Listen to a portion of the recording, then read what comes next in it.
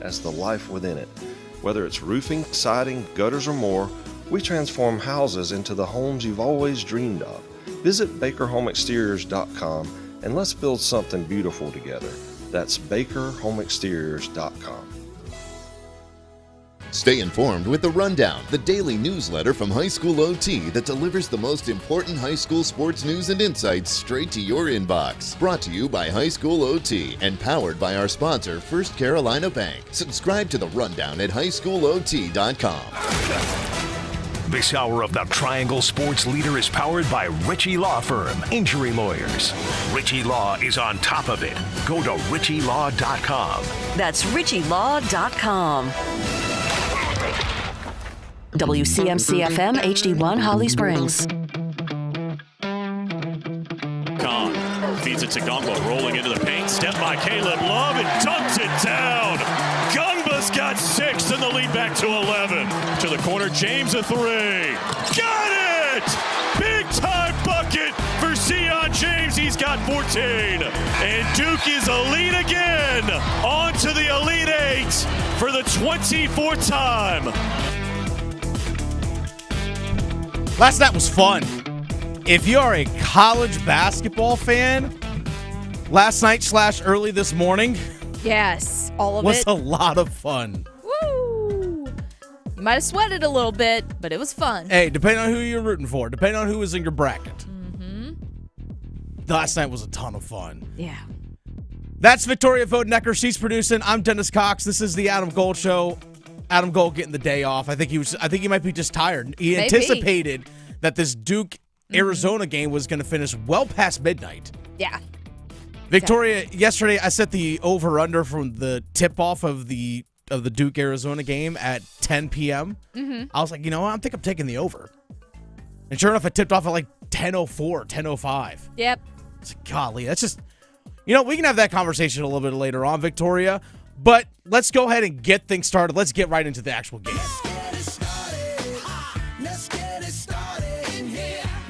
Sweet 16 delivered yesterday. Duke beats Arizona 100-93. Cooper Flagg and Caleb Love put on a show. Oh, they did. Put on an absolute show. But something that impacted the game. One thing that this game lacked was flow. I want to talk about the game. We'll get into those individual players a little bit, but there are different aspects of the game that impacted both of these players. The game as a whole lacked flow because the officiating stunk. It was so bad. Now, I'm not going to turn this into a rant about officiating and all the kind of stuff. That's not the point of this, but the officiating did have an impact on the game last night. So it is part of the story of the game.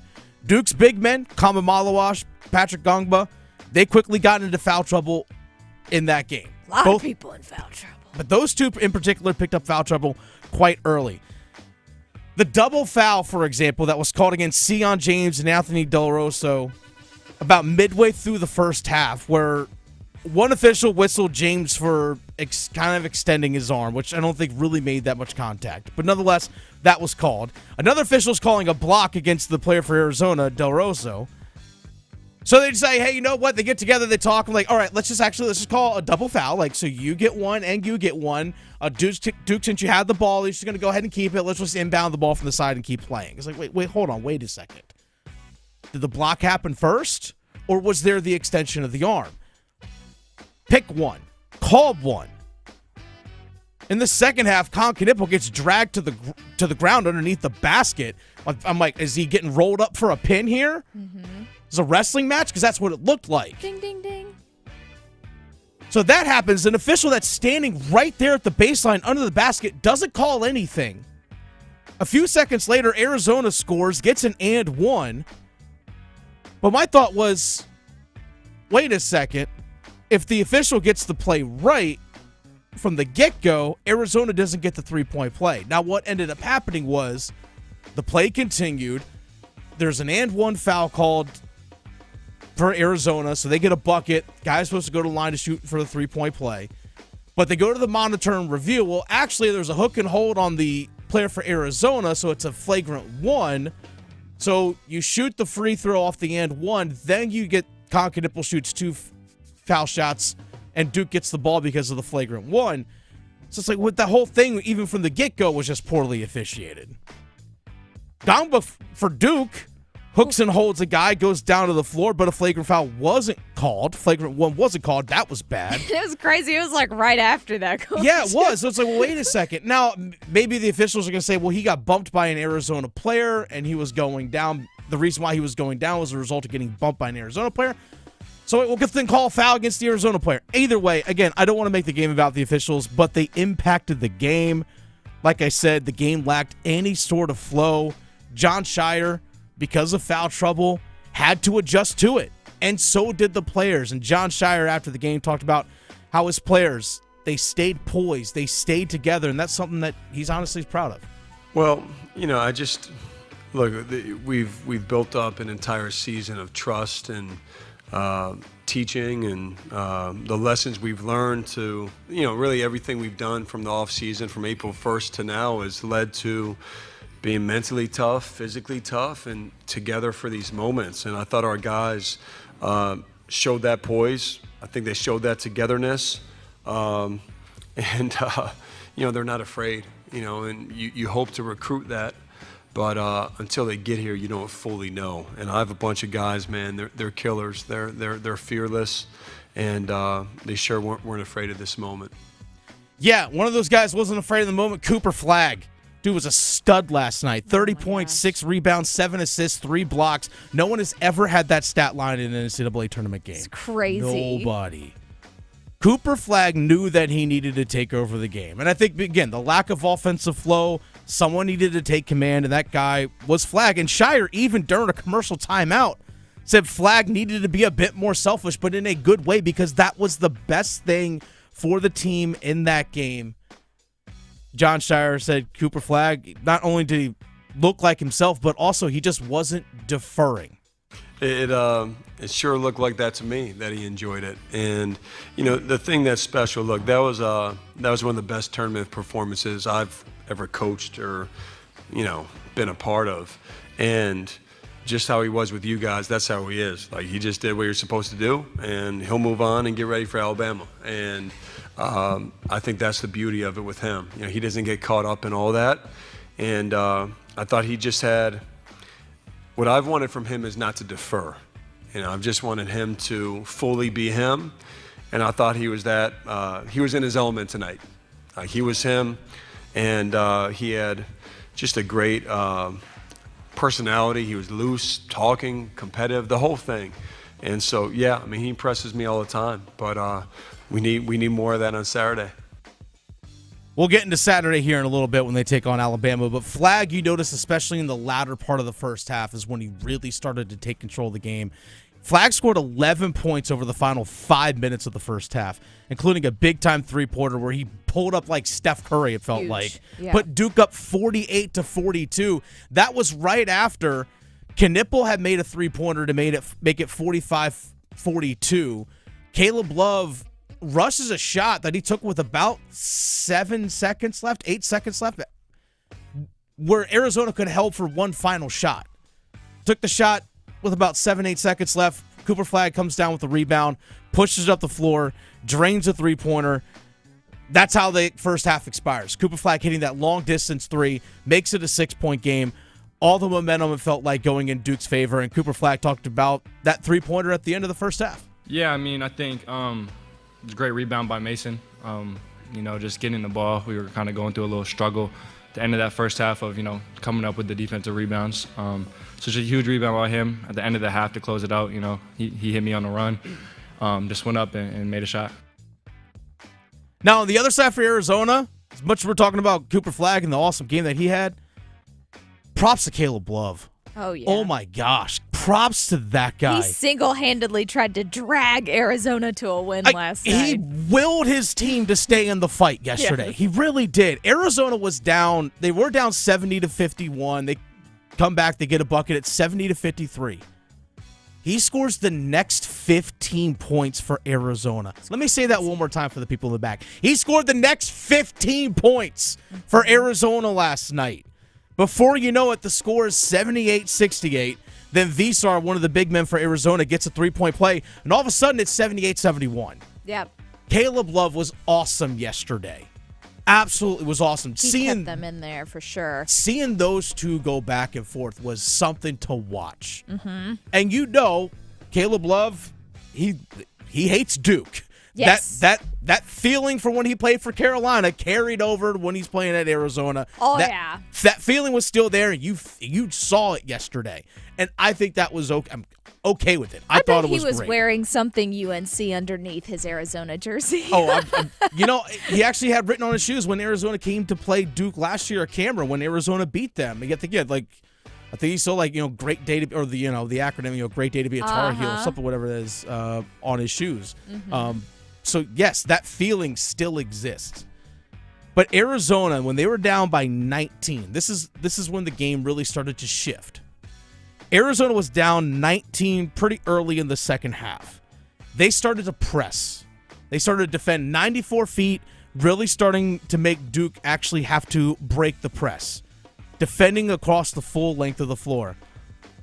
But by the time they were able to actually, by the time Duke was able to actually break the press, actually get into half-court sets, the shot clock was approaching 16, 17 seconds, which really took Duke out of their rhythm on offense. Honestly, the game, when I was watching it, and I was thinking about it last night and again this morning, I said it reminded me, the second half for Duke reminded me a lot of when they played Carolina in the ACC tournament in the semifinals. Because remember, they had a big-time lead against UNC in that game, over 20 points. Before you know it, UNC is making buckets. They start pressing. Duke falls out of rhythm offensively. Now, granted, Cooper Flagg didn't play in that game, but nonetheless, very similar. Duke had a big lead in this one. They weren't getting stops defensively. It slowed down their pace. UNC was able to chip away. That's what happened in that game. Same thing happened in this one. Arizona was able to chip away. Duke got out of rhythm offensively. A couple of careless turnovers, which led to buckets for Arizona. And Arizona at one point got the lead down to 5. Now, Cooper Flagg hit a three-pointer with 10:07 left to make it 75-60. Duke only made 3 more field goals after that point the rest of the game. Just 3. Let me say that again. Duke only made 3 field goals the final 10 minutes of the game. Mason Gillis hit a 3 with 9:06 to play. Gongba got a dunk with 7:29 left. And then they got a much needed 3 by Sion James with 4:16 left to go. Duke was up at that moment. Duke was up 86-79. Let's not forget, they were up by 19. Now it's down to 7. Just over 4 minutes to play. Shire calls a timeout, knowing his team needed something offensively. So he draws something up. Flagg makes a great pass to James. Corner 3, nails it. That was the last time they made a field goal with 4:16 left. But give the Duke Blue Devils credit. They did make 11 of 12 free throws over the last 2:10 of the game to earn the win. Yes, at least they're good at the line. Which you have to be in those situations. Have to. You have to be. Because Arizona's not going to let you score easily. You're going to have to earn their points from the line. That defense was heavy. Mm-hmm. Arizona provided a tough game. John Shire talked about it, the head coach for Duke, how Arizona gave them a pressure they haven't faced in a while, but obviously was happy with how the team responded. Well, I just thought it was great. In retrospect, obviously, in the moment, you want it to be as smooth as possible. But I thought the whole game, there's some uncharacteristic plays that Arizona made us pay for. And whether it's just the discipline you have to have off the ball, some of the loose balls we didn't come up with. So I love the fact that we weren't perfect, and you're not going to be necessarily perfect in these games. And just to hang tough, and I thought we did a great job. Somebody asked about the end of half. I mean, that was critical, in that moment. But then look, they just put a ton of game pressure on us. I think that the clutch free throws, and just to get one, I thought Kaman's block was a big play at the end there. So nothing necessarily new. I mean, we've been in some tough moments before, but when you fill the tournament that way, a Sweet 16 game, I was just really proud of our guys who, these 3 guys haven't been in that before, to be able to step up and just trust what we do. I think that's the biggest thing I've tried to emphasize to them. Overall, it's a really young Duke team. It really is. Because let's not forget, Gongba, freshman. Flag, Knipple, freshman. Caleb Foster, just a sophomore. Didn't play in the NCAA or ACC tournaments last year. Isaiah Heffens, freshman. It's a really young team overall. But Cooper Flag talked about, yeah, they're young, but they still are able to handle the tough situations. I think it's a testimony to some of the guys that coach brought in. I mean, Mason, Sion, and then having Tyrese come back. Just those three older guys that have such wisdom and have been in some of these situations before and have so much game experience. They bring so much leadership to our team, and they've just meant so much in those moments of, being poised and keeping our heads on straight. They're going to need that this Saturday, tomorrow, Victoria, as we get into the next thing here on March Madness. Duke's going to play Alabama tomorrow. Yep. Alabama hit 25 three-pointers yesterday. They were 25 of 51 from three. Oh, Sears. Woo! Sears, we got to worry about that guy. Mark Sears for Alabama, 34 points yesterday, 10 of 16 from three. Nuts. Like Alabama's offense just setting records yesterday. They won 113-88 yesterday over BYU. Yep. Everything seemed to be rolling for Arizona. Offensively, at least. Last night in that game, the game that preceded Duke, by the way. I'm excited about this matchup. Duke, obviously, one of, if you can say, if not the most talented team in the country. No doubt. Let's not forget, Alabama was a Final Four team a year ago. And they returned some of their top stars. Mark Sears, like you just mentioned. Grant Nelson, who was a starter last year for them in their Final Four run. He's back. Like, there's a lot of really good players on that Alabama squad that came back after last year again. Going to a Final Four. Losing to UConn, who won the whole dang thing. This is where I think having experienced players brought in, this is what John Shire, the roster construction that we talked about, having the experienced players on your team, like Sion James is a fifth-year player. Mason Gillis not only is a fifth-year player and a talented one, understands his role. He was the sixth man of the year in the Big Ten last year for Purdue, who went to the national championship game and lost to UConn last year. Having that experience where young guys like Knipple and Flag can lean on, and someone that can guide them and actually say, hey, this is how you got to handle a situation, preparing and all those kinds of things. Obviously, John Shire has done it. He won a national championship as a player himself, but having someone who's done it recently, again, last year, Mason Gillis, part of the team that beat NC State in the Final Four and went to the national championship game for Purdue. He's been there, done that. He understands what it's like to play in these games.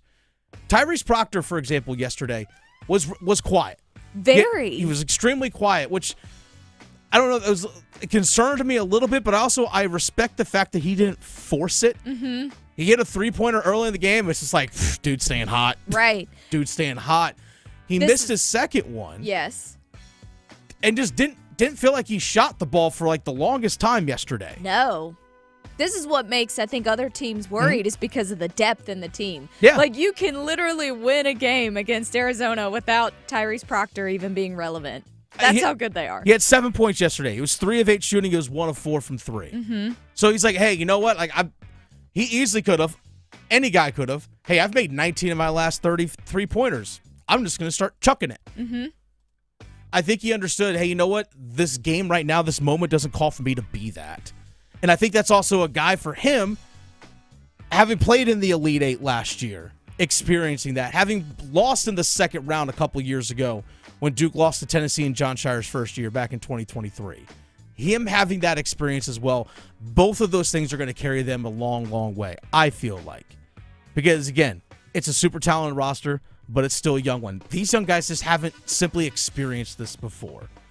Yeah, Caleb Foster, who played just 4 minutes all in the first half yesterday, was part of the team last year, but didn't get a chance to play. So he didn't actually get to experience it himself in actual, like, hey, my hand's on the ball, I'm on the floor, sneakers to court. Mm-hmm.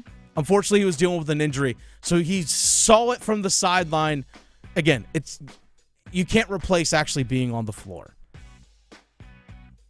Malik Brown, by the way, played 4 minutes yesterday, which coming off that second dislocated shoulder, when he was out there on defense for Duke in the first half, in the 4 minutes that he played, you noticed a difference.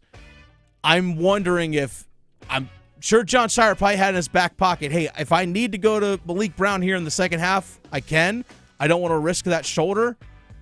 Hopefully Malik Brown is going to be stronger for tomorrow's game because I think they're going to need him defensively. Because when he's out there defensively, everything looks different. Yeah. Everything looks different on the defensive floor. And he's a great passer, too. On the offensive end, don't underappreciate and underrate his offensive abilities as well. Yeah. He's a great passer from the high post. And that's what was really sharp, too, with Arizona, is they did have some really sharp passing, which if Duke could hone in on that, yeah, it's going to be fun. It's going to be exciting. We'll dive more into that in a little while. But tonight, the Carolina Hurricanes look to get things right, look to get back in the win column. And as someone, Brandon, in our YouTube live chat, which, by the way, if you go to 99.9 The Fan on YouTube, that's where you can, the flagship show of the flagship station for the Adam Gold Show is 99.9 The Fan. If you look up 99.9 The Fan on YouTube, you can actually watch the show live, interact in the live chat.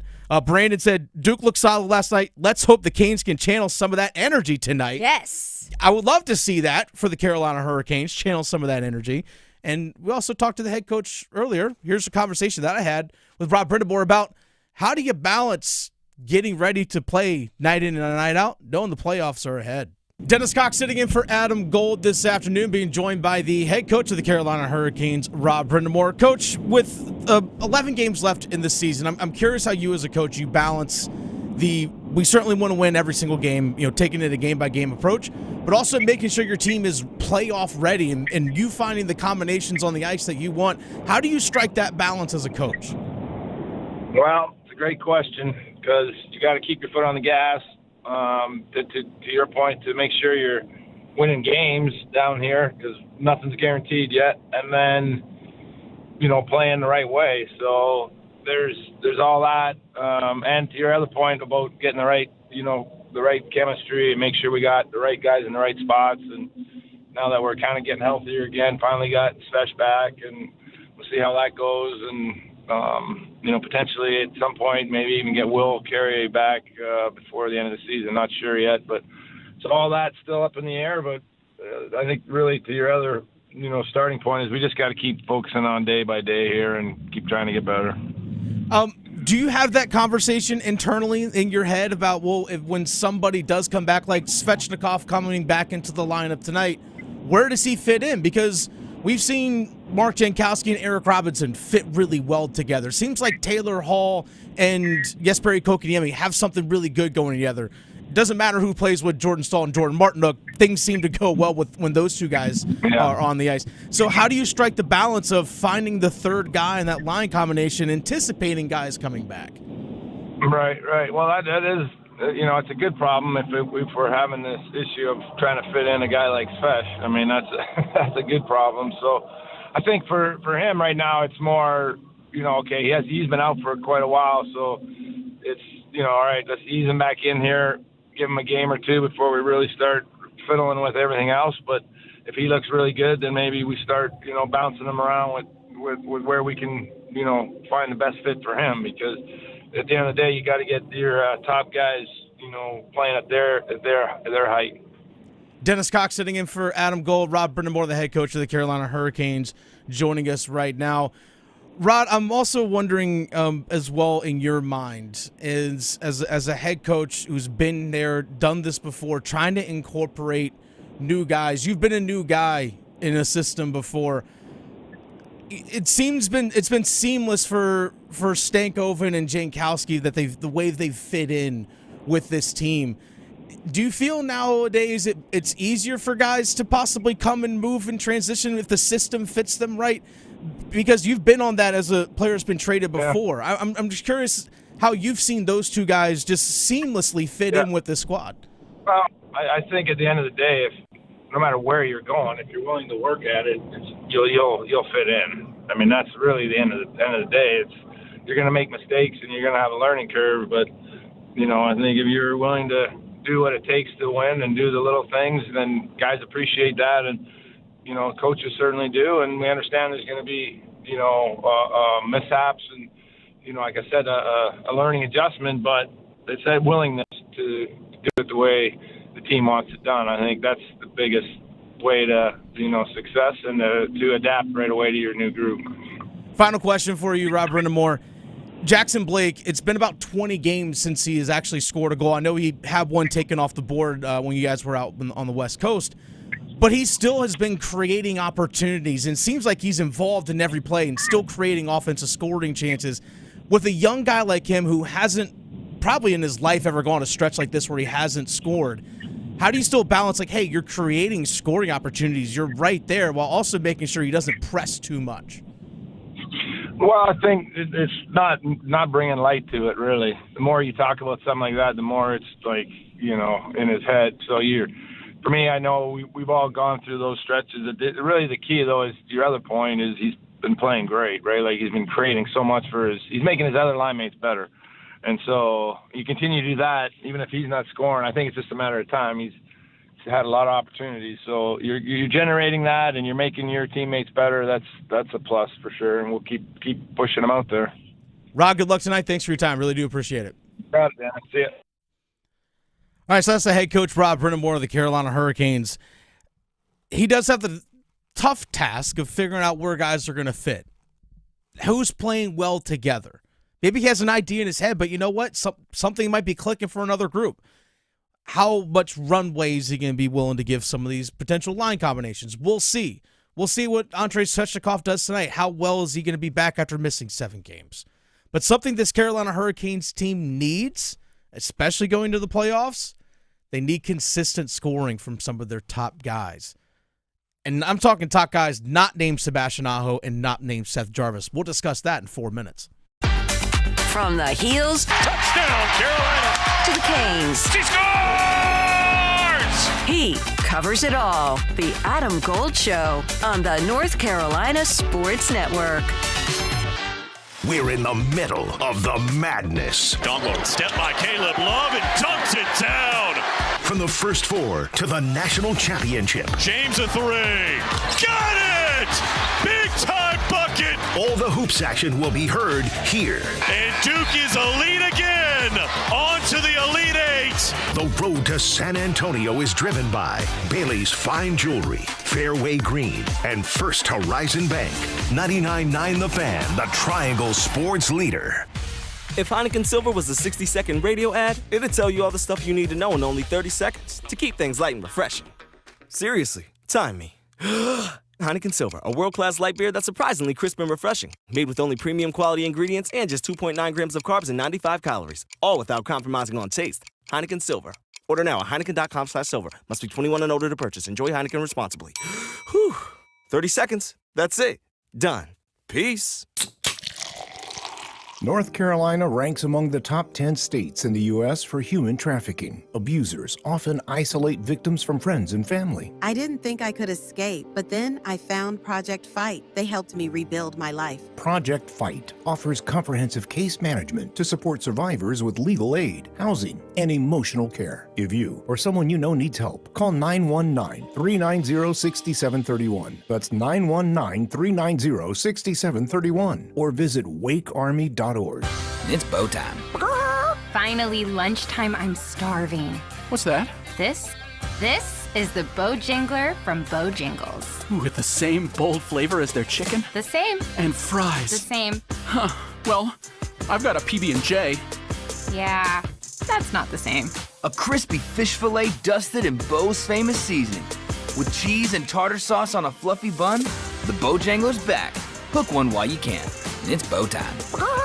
There's no time like Bojangler time. Time to stop whatever you're doing and head over to Bojangles to try the Bojangler Fish Fillet Sandwich. You heard right, the Bojangler Fish Fillet Sandwich. A perfectly seasoned, light, flaky, wild-caught Alaskan pollock fish fillet sandwich. For limited time at participating Bojangles. Make it a combo and add Bojangles seasoned fries and legendary iced tea. Hungry for Bojangles but in the mood for something different? Then it's Bojangler time. Time is running out, folks. I need you to go to caniacsbike.com. Dennis Cox here for the Law Tigers. The Carolina Hurricanes, Law Tigers, Tobacco Road, Harley-Davidson, and Shiny Side Paint are all teaming up once again to give one lucky fan a custom Caniacs motorcycle. Simple to enter. Go to caniacsbike.com. Sign-ups last until April 6th. The bike will be given away on the final home game of the season. caniacsbike.com. Law Tigers is a network of independent law firms who are members of the American Association of Motorcycle Injury Lawyers. Law Tigers is not a law firm. Spring is here, and there's no better time to let a new career blossom. The Wake County Public School System is hiring special education instructional assistants and bus drivers, and we need dedicated individuals to help transport kids and provide instruction to motivated students. You'll love our competitive salaries and comprehensive benefits, including retirement, and will enjoy a welcoming, positive culture that will motivate you every day. Apply now at careers.wcpss.net and discover a place where anything is possible. Every success you've had began with a great opportunity. Now there's another one. At University of Maryland Global Campus, we provide no-cost digital resources in place of textbooks and most courses. And that's not all. You'll receive your accredited online education at an affordable tuition with a choice for more than 135 degree and certificate programs. With online and hybrid courses, get everything you need to succeed again. Learn more at umgc.edu. Certified to operate in Virginia by Chev. This is Adam Gold.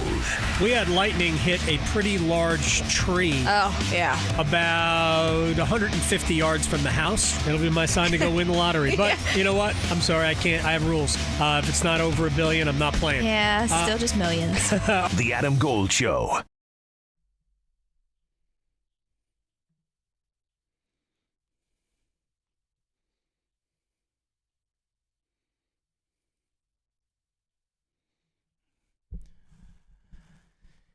Carolina Hurricanes are in action tonight at Lenovo Center. They take on the Montreal Canadiens. 7 o'clock game. And Victoria, by the way, Dennis Cox sitting in for Adam Gold here on the Adam Gold Show. Victoria, I was having a conversation about this earlier this week, about secondary scoring, just about scoring in general. Yeah. Because we saw the Carolina Hurricanes on Tuesday against Nashville put, I think if I remember correctly, it was 35 shots on goal. Same. Yeah. 35 shots on goal. Only one actually found the back of the net, Taylor Hall. Taylor Hall had been doing his thing. He scored the last 4 goals for the Carolina Hurricanes. He's been awesome. Yes. But I've seen some criticism directed toward Sebastian Aho. I've seen even some directed towards Seth Jarvis. Sebastian Aho hasn't scored in 3 games. I'm not going to hit the panic button because he hasn't scored a goal in the last 3 games. I'm not hitting the panic button on that. Because if you look at the previous 10 games before that, he had scored in 6 of them. So again, I'm not going to look and sit there and say, oh, this guy stinks. Some people have gone that route. Sure. It's a little extreme. But my biggest part with the Carolina Hurricanes is where's the secondary scoring coming from? Right now it's coming from Taylor Hall, and it's coming from Mark Jankowski. Mm-hmm. That's where the secondary scoring has been. The new guys. Jankowski's been playing well above his level, right? Mark Jankowski had 4 goals on the season before getting traded to Carolina. He has 7. Now, for me, I always use this phrase or use this line of thinking. Why people might say, well, Jankowski he's just going to keep scoring that way. And I say, well, it's hard to expect somebody to consistently be someone he's not or hasn't been in his career. Maybe for stretches, they can be a play above, quote unquote, above their level. And if Mark Jankowski continues to do it, awesome. I ain't going to complain.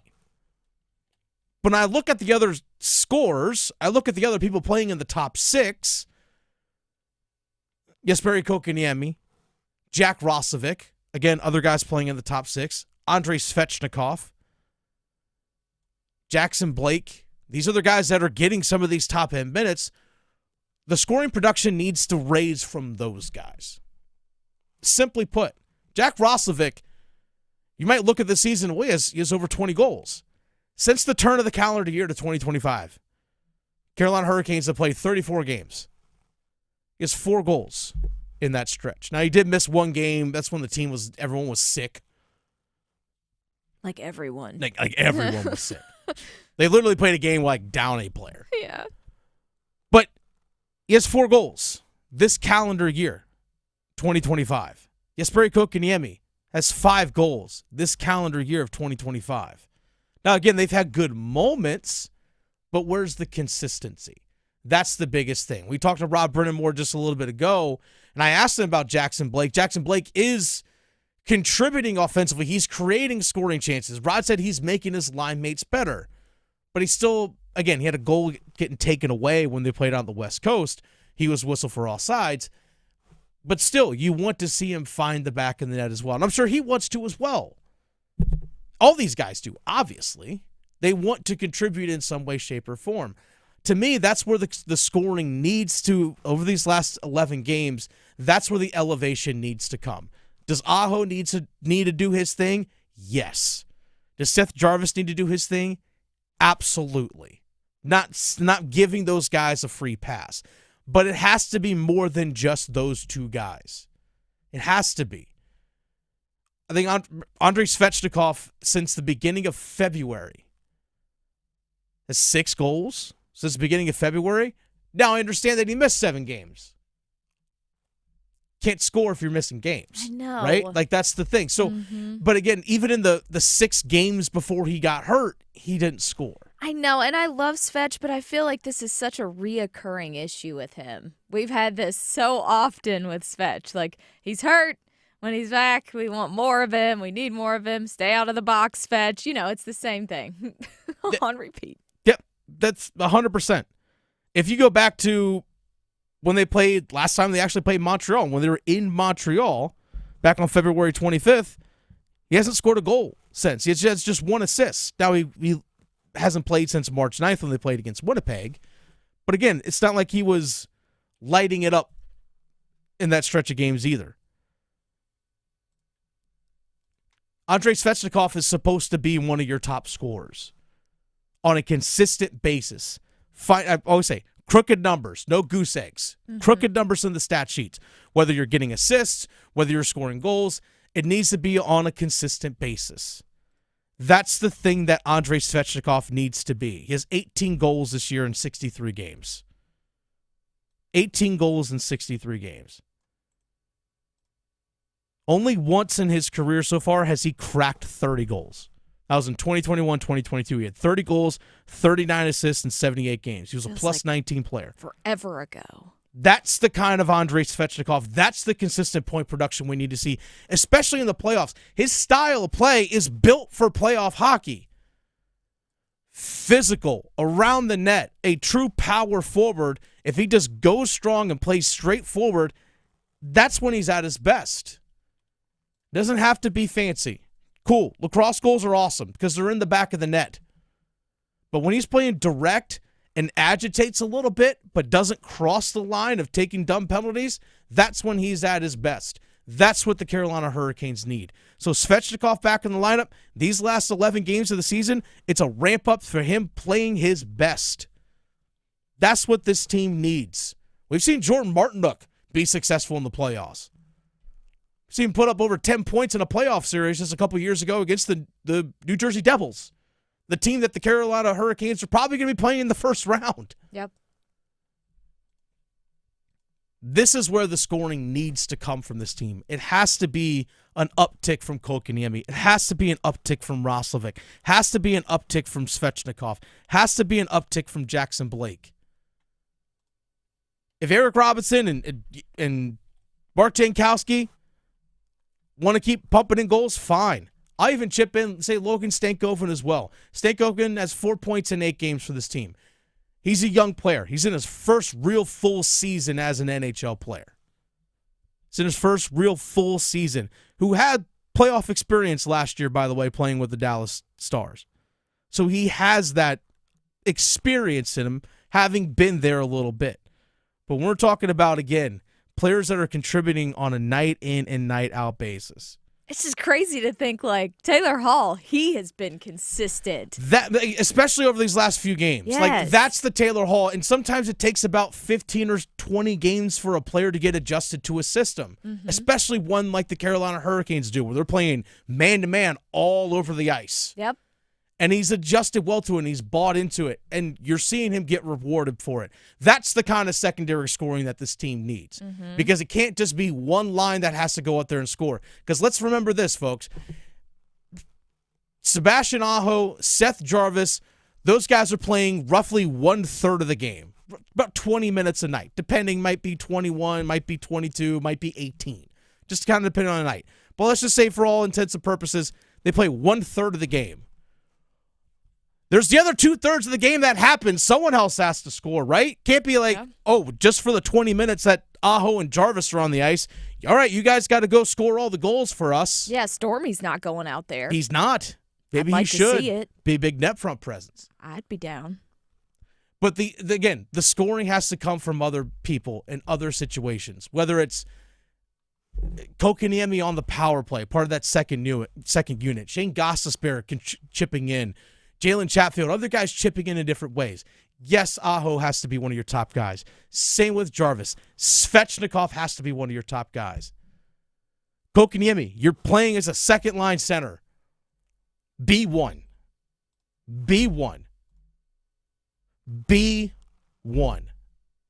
That's what this team needs going forward. It's a really good hockey team. Don't think this is like it's just a bashing of these guys. They're still a really good hockey team. Yeah. There's a reason why they're sitting where they are right now, ready to make a playoff once again. Yeah. Just imagine if we can make those tweaks, fill those gaps. It's just upping your game a little bit. Stankoven last year had in 19 playoff games had 3 goals and 5 assists after only playing about 24 regular season games last year for Dallas. He's still a really young player. We'll see where he fits in the lineup. Does he stay with Stahl and Martinook? Does someone else come into that spot? Who's out of the lineup if William Carrier comes back? That's a major question as well. If William Carrier is coming back in the lineup, whose style of play is built for playoff hockey, someone who's been there, done that with the Vegas Golden Knights, his name's on the cup. Right. Where does he fit in the lineup? Because these are all things that Rob Brind'Amour has to figure out over the last 11 games. But it's also on individuals as well to continue to elevate their game. Don't be content. This is the time of year where you got to ramp it up. Playoffs starting. There's 11 games left. Playoffs starting like 3 weeks, 3.5 weeks. It's crazy. It's playoff hockey. I know. Let's hope our goaltending situation stays consistent too. That's key. Something worth finding out. Something we're going to have to find out and wait and see. But tonight, they played Montreal. It's a Montreal Canadiens team that's trying to scratch and claw and find their way into the playoffs. That's what you're going to get tonight. You're going to get that level of intensity from a Montreal Canadiens team that is trying to make a playoffs. Because right now, they're holding on by 1 point that final wild card spot over the New York Islanders. That's where they currently sit right now. Canes, 7 points ahead of the New Jersey Devils, and the Canes have 2 games in hand over New Jersey. Get that home ice advantage for the first round. Please and lock it in. Please and thank you. It's very helpful for them. It's the Adam Gold Show. Dennis Cox sitting in for Adam Gold this afternoon. You know one of my favorite plays in hockey, Victoria? What's that? It's a one-timer. Yes. We have those coming up. Making more sports sense than social media trolls. The Adam Gold Show on the North Carolina Sports Network. Every day, people battling addiction suffer in silence. Because of stigma, they fear judgment. They fear being labeled, and too often, they don't get the help they need. But you can help change that. Join the Governor's Institute and be a superhero in the overdose battle campaign. Learn how to break the stigma, support those in need, and save lives. Visit governorsinstitute.org/superhero to get involved. Be a hero, fight stigma, save a life. Adam Gold here from my friends at FanDuel, America's #1 sportsbook. And guess what? Baseball is here. That's right. Baseball starts this weekend, and FanDuel is giving all customers the chance to take a swing at $500,000 in bonus bets every day from March 27th through the 30th. That's Thursday through Sunday. It's all part of the $500,000 daily home run jackpot. Just use your jackpot profit boost on a player, 2 homer, Shohei Ohtani. $500,000. That's right.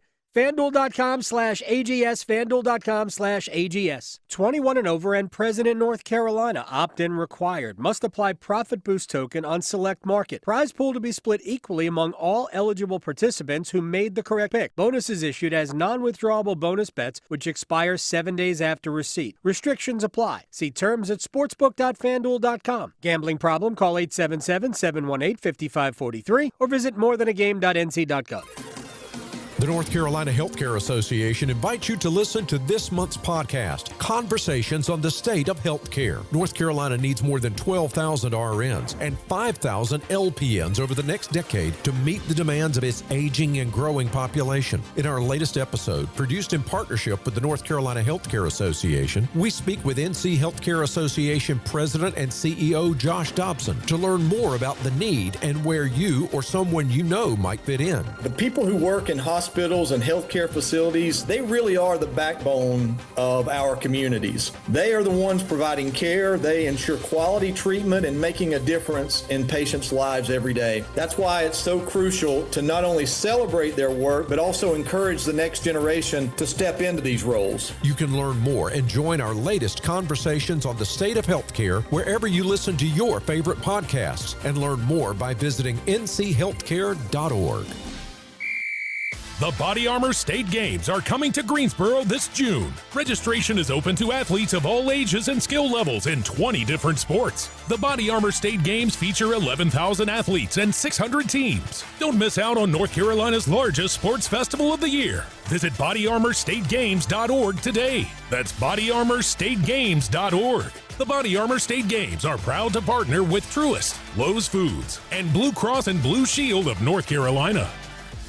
Did you know that since you have public power, your electricity is operated and controlled by people in your community, not by a for-profit, investor-owned company? These local folks are directly accountable to you. They don't answer to shareholders. They make decisions for the good of your community. What's more, your public power provider invests in your community, providing jobs and supporting your local economy. Local people working together to meet local needs. That's public power. Learn more at electricities.com. AARP is working hard to make sure people in North Carolina are getting the most out of life. Whether it's helping you stay healthy, save more money, care for loved ones, or simply have some fun, AARP is making a difference in communities across the state. You have a wise friend and fierce defender with AARP. Learn more about progress being made for older adults in the state by listening to AARP Without Limits. You can find the latest episodes of AARP Without Limits wherever you listen to your podcasts. This is Adam Gold. He said he could talk about his golf game. He did say it wasn't great, and I said, hey, no judgment here. I'm a drive shacker and a putt-putter myself. None of us are good. Even those of us that are good aren't really good. Right, yeah. We're just not. Yeah. The Adam Gold Show.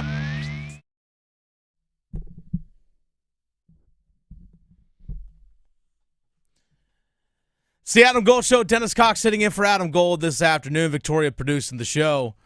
Hope everyone has been enjoying the start of the pollinating season here in the state of North Carolina. Mm-hmm. I don't know about. I think everyone has the same color car now. Everything like yellow. That greenish yellow. Mm-hmm. I know. I forget who we had on yesterday. We were talking about the pollen, and they were like, yeah, it's kind of like snow. And I'm like, the snow that makes you sneeze. Yeah, the snow that makes you sneeze. I would actually rather have real snow. I know. But that's just me. At least I can make snow cream with that. I'm not eating this. At least I can breathe. Yeah. That's nice. At least I can breathe. I'll bundle up. That's no problem. That's nice. It's that time. Every single show. Victoria tees them up. Time for some one-timers. All right. What do we got, V? Starting things off, I see you guys in the YouTube stream, so Let's go. First up from Wrench. Does a later tip-off for Duke help or hurt them?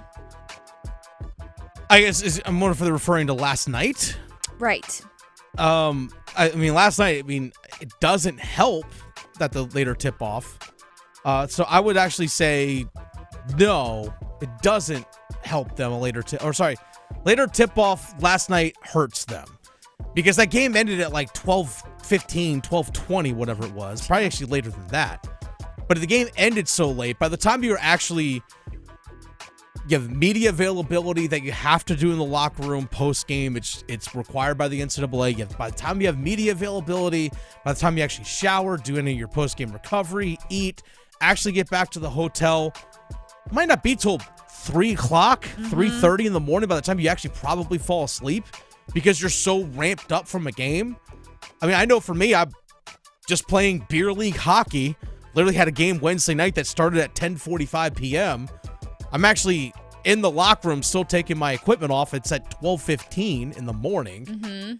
Yeah. And I didn't fall asleep that night until about 2:45. Heck, I know for me, just having a bet on the game last night, I didn't ramp down till, right? until almost 1. See? I was like, oh. But imagine the people that are actually playing in these high stakes of games. Like you're not only physically ramped up, but just mentally as well. I'm not entirely sure what the game time is for this I think coming. it's 8:49. It's like something really random, but it's like 8:40 something. Yeah, it's 8:49 p.m. I think that probably does. Maybe that helps them. Maybe because at least there's a little bit of extra time, I guess, for recovery. I don't know. You still play the second game between the two. It's such a late tip-off. It's so dumb. So dumb. But if you're referring to last night, the late tip-off, no, did not help. But for Saturday, maybe gives you a little bit more time to maybe get the body going on Saturday. I mean, these guys are also like 18, 19 years old. They'll be fine. Yeah, the late times don't faze them as much. Not as really. Everyone else. It's not past their bedtime. Yeah, exactly. Well, next up, this one from Silky GK. With all the cap room and 51st round picks in the next 3 years, what big swing does Eric take this offseason? Talking about Tulski, I'm sure. Okay, so the Carolina Hurricanes, yes, they have a ton of cap space going in the next year. 5 first-round picks over the next 3 years. What big swing does Eric make this offseason? Well, I think the projected cap space is roughly around $38 million. That's a lot. That's a ton. Here's the thing about Carolina Hurricanes where they're such a good situation right now moving forward. It's that next year, you don't have to worry about any of your top guys being free agents. Aho, Jarvis, Svech, Kokiniemi, Stankoven, Stahl, Martinook. Who else am I missing? William Carrier, all locked up, or already signed. Defensively, Slavin's locked up, as is Jalen Chatfield, Shane Gostisbehere, Sean Walker, those 4 guys, Kochetkov in net. You're assuming Alexander Nikishin and probably Scott Morrow are going to fill those 2 voids on defense. You're pretty set to go there. Then amongst your forwards, my assumption is they're probably working on an extension with Taylor Hall, which I think he would probably be okay with.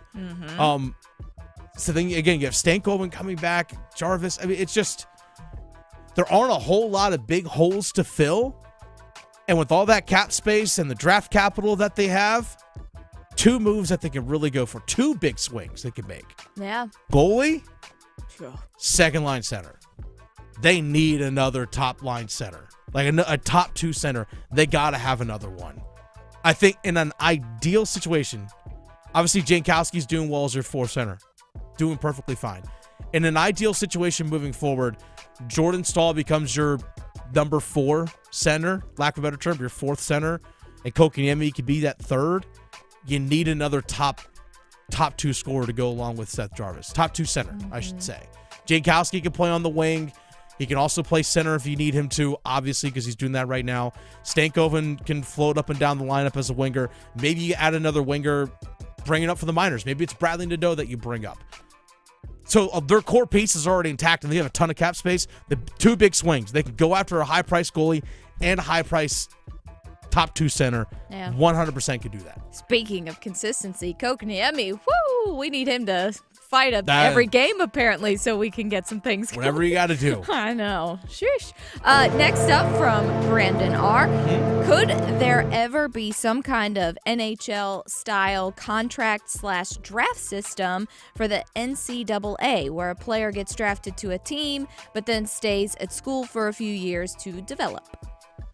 Okay, so the NHL I actually like the way the NHL does it when it comes to draft. Now, granted, when they're drafting players from beyond just college for the NHL. You're drafting players from juniors. You might be drafting players that are playing obviously in Europe, coming over from there somewhere. For example, Jackson Blake was drafted by the Carolina Hurricanes, was able to play in college for a couple years before signing his entry-level contract. Bradley Nadeau, drafted by the Carolina Hurricanes, was able to go play in college before signing his entry-level deal. I like that. You are able to have the rights of a player that you draft as a team for 3 years.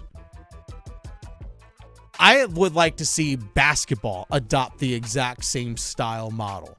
Whereas, for example, a player like Tyrese Proctor, after his freshman year, could have been drafted by an NBA team, but he could still go back to Duke and play. One thing that the NHL does as well, they allow their prospects to come in for prospect development over the summer.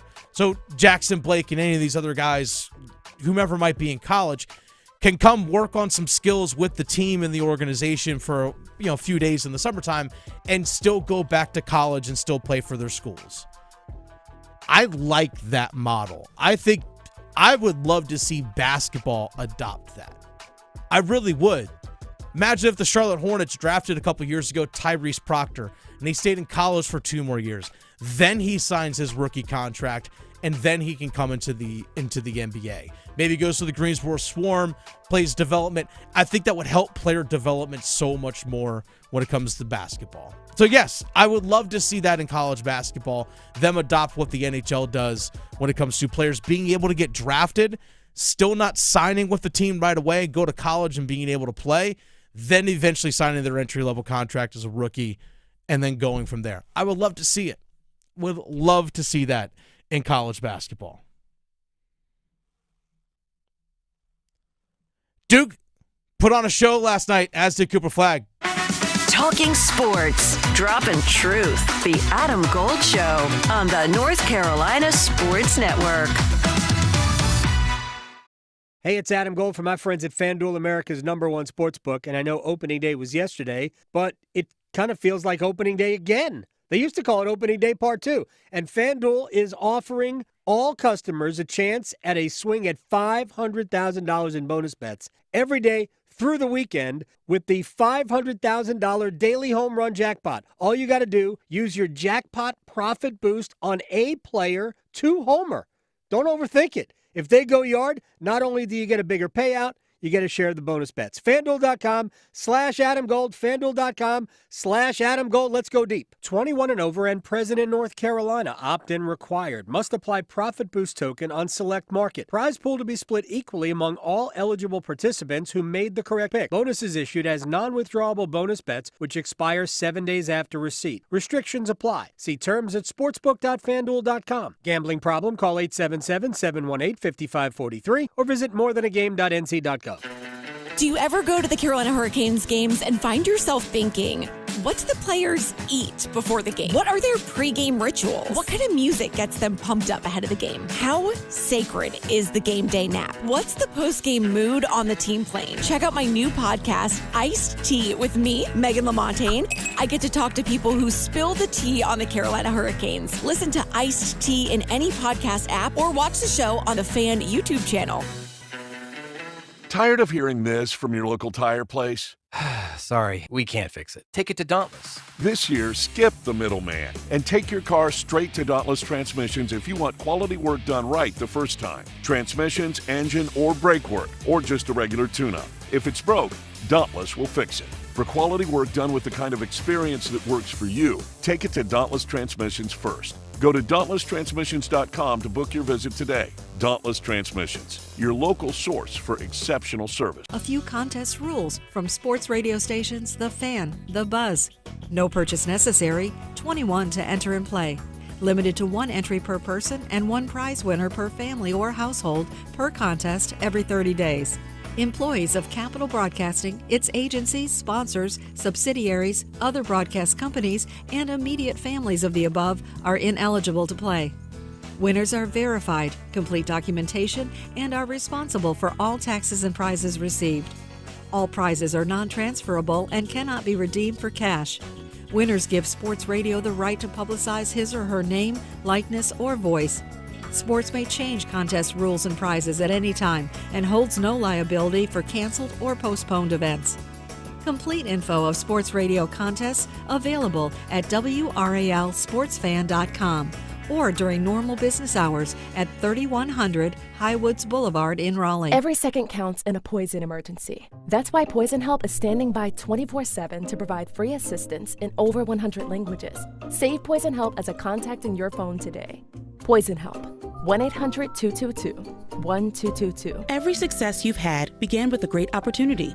Now there's another one. At University of Maryland Global Campus, we provide no-cost digital resources in place of textbooks and most courses. And that's not all. You'll receive your accredited online education at an affordable tuition with a choice from more than 135 degree and certificate programs.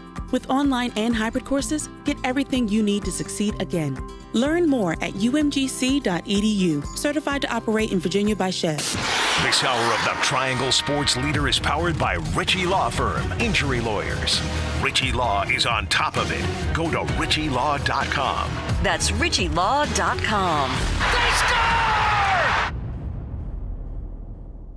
WCMC HD1 Holly Springs. Take us with you on the radio, Instagram, TikTok, Alexa, and YouTube. 99.9 The Fan, the Triangle Sports Leader.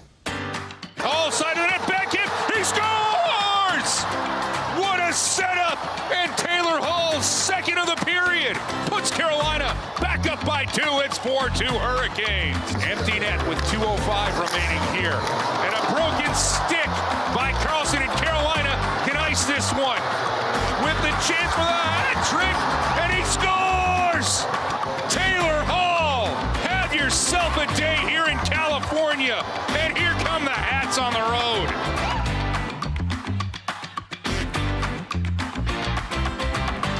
We'd love to see the Carolina Hurricanes get back on the winning track. Lost 2 of the last 3, but they won 8 straight before that. So if you want to say they've won 9 of 11, okay, that's fine. They're still one of the best teams playing in the league.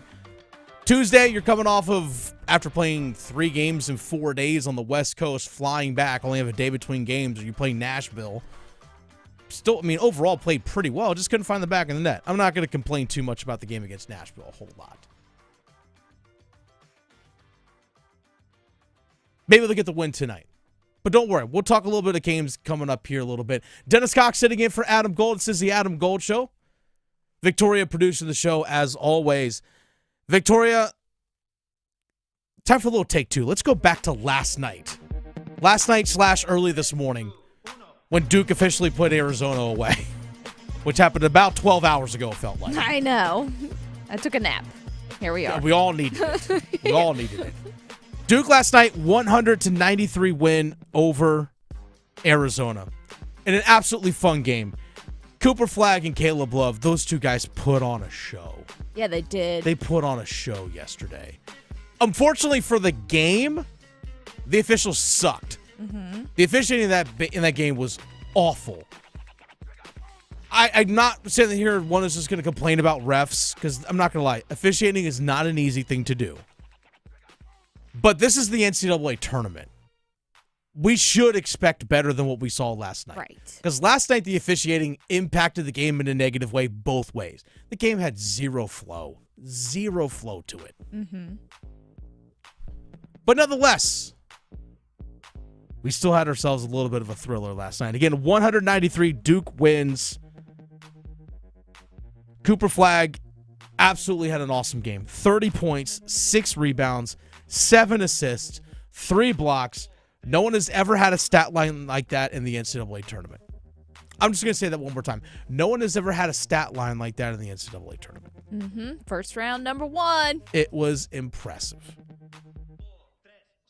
Now, last night, Duke had to fight a little bit of adversity. Second half, they were up by 19. Arizona was able to chip away. Again, lack of flow offensively, lack of flow in the game. Foul trouble put Duke in a tough spot. John Shire had to adjust. He really shrunk down his lineup in the second half. We saw Isaiah Evans, Malik Brown, and Caleb Foster all get 4 minutes in the first half. They did not see the floor in the second half. The only guys that were subbing in, it was Patrick Gongba and Kama Malawash, the two big men, were subbing in and out for each other. And trying not to get fouled out, which one eventually did. One eventually did. It was Gongba. But then it was just Mason Gillis rotating with the other 4 spots. That was it. He really shrunk the bench down last night because Arizona was pressing. They were covering all 94 feet of the floor last night. And Jon Scheyer talked about the poise and the togetherness that he saw his team play with last night.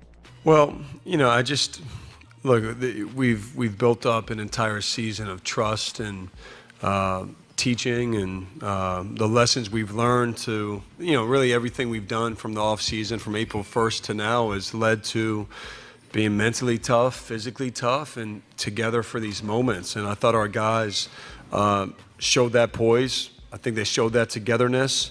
They're not afraid, and you hope to recruit that. But until they get here, you don't fully know. And I have a bunch of guys, man. They're killers. They're fearless, and they sure weren't afraid of this moment. I remember talking to players in the Sweet 16. Went to the locker room. It was in Raleigh. I'm sorry, not the Sweet 16. The second round after they had won against. Why am I forgetting who they beat in the second round of the NCAA tournament? I was there for the game. Victoria, help me. They beat Mount St. Mary's. They beat Baylor. That's who they played. That's it. Baylor. So I went into the locker room and talked to the players. I was able to talk to Duke players as well at the ACC tournament. And I remember asking Sion James, I remember asking Tyrese Proctor about these situations, about not letting the moment get too big. I asked Cooper Flagg about it as well. And they all said that in some way, shape, or form, Sion James, Tyrese Proctor, Cooper Flagg, in the locker room when I was talking to them, they said, again, all on the same vein of the way this team is connected, the way they play together is that they are allowed to have lack of a better term, if it's not their night, they know they got other guys that are there to take care of business for them. Like, for example, Tyrese Proctor had a quiet night last night. He only had 7 points. It was a quiet night for him. At some point, I said, was he on the court? He was so quiet. He was. But guess what? It's okay. Mm-hmm. It's okay. Sion James can sit there and hit a big-time three-pointer late in the game. Cooper Flagg can have the big game that he did. There are times where Cooper Flagg doesn't have to do what he did last night, and others can dominate in some way, shape, or form. That's what's so dangerous about them, their depth. Their depth, their versatility of their lineup, but again, the togetherness that they played, and then asking James and these others about it is that, you know what? The way they've played this season, the way they had a tough schedule early on in the year where they played Kansas, Kentucky, on the road at Arizona, and so on, that they felt like this team was ready to handle those situations because of how connected they were. And I remember asking Tyrese Proctor about the killer instinct that these guys have. And I remember him saying, he's like, you know what? I think this, because of the togetherness that this team has, because of the connection that they have and the bond that they have and the unselfish nature in which they play, that everyone has that fierce competitiveness to them. Yeah. Like, they all really do have that killer instinct, but they all want to strike that kill shot together. And you could see that with Cooper Flagg, too, because he was not selfish with the ball at all. And his relationship with the guys where he's not even looking at them and he passes the ball to them. It's just, oh, man, it was really impressive. He gets so pumped up when he throws, like when Malawash catches a lob and dunks it, like, he gets so amped up for that. Yes. And that's something that really can't be taught. No. Like, a coach can't really teach that. That's something that has to come from within. And Flagg, I think, knew last night that he really did need to take over the game. It was interesting hearing Jon Scheyer during a timeout. I think it was probably the first media timeout, saying, yeah, Cooper Flagg's got to be a little bit more selfish, but in a good way. Right. Because it's what this team needs right now. And it's working. And sure enough, he takes over again. 30 points last night, 6 rebounds, 7 assists, 3 blocks. Jon Scheyer was impressed with not only how he continues to impress Jon Scheyer with what he did last night, but also was understanding and also respected the fact that Cooper Flagg just didn't defer when he didn't need to. It sure looked like that to me, that he enjoyed it. And, you know, the thing that's special, look, that was one of the best tournament performances I've ever coached or, you know, been a part of. And just how he was with you guys, that's how he is. Like, he just did what you're supposed to do, and he'll move on and get ready for Alabama. And I think that's the beauty of it with him. You know, he doesn't get caught up in all that. And I thought he just had – what I've wanted from him is not to defer. You know, I've just wanted him to fully be him. And I thought he was that he was in his element tonight. He was him, and he had just a great personality. He was loose, talking, competitive, the whole thing. And so, yeah, I mean, he impresses me all the time. But we need more of that on Saturday. Definitely going to need it on Saturday, for sure. But the maturity of which this young team, again, overall young team plays, is really impressive to me. Now, Duke really does need to clean some things up. Now, as impressive as Flag was, and they scored 100 points, there are still things that Duke did not do well yesterday. Let's make sure we keep that in mind, especially when they got to go play a tough Alabama team that just put up 113 yesterday against BYU and hit 25 3-pointers. Duke yesterday struggled a little bit on the defensive end.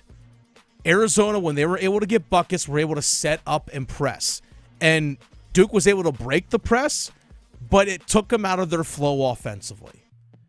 I remember talking to players, when we were talking to Knipple, talking to Proctor, talking to James, after they beat UNC in the ACC tournament semifinals, because UNC was able to chip away. When I was asking them, hey, what was the difference in the second half compared to the first? They all said, we weren't getting stops on defense. And by result, we were not able to play at the pace in which we wanted to play. It's because they weren't able to get stops on defense. That ended up being the case yesterday. Arizona yesterday as a team, shot as a whole, they shot 45%. Not overly great, but also not terrible either. Carolina was able to chip away in that game in the ACC tournament because they were able to get some pretty easy scores.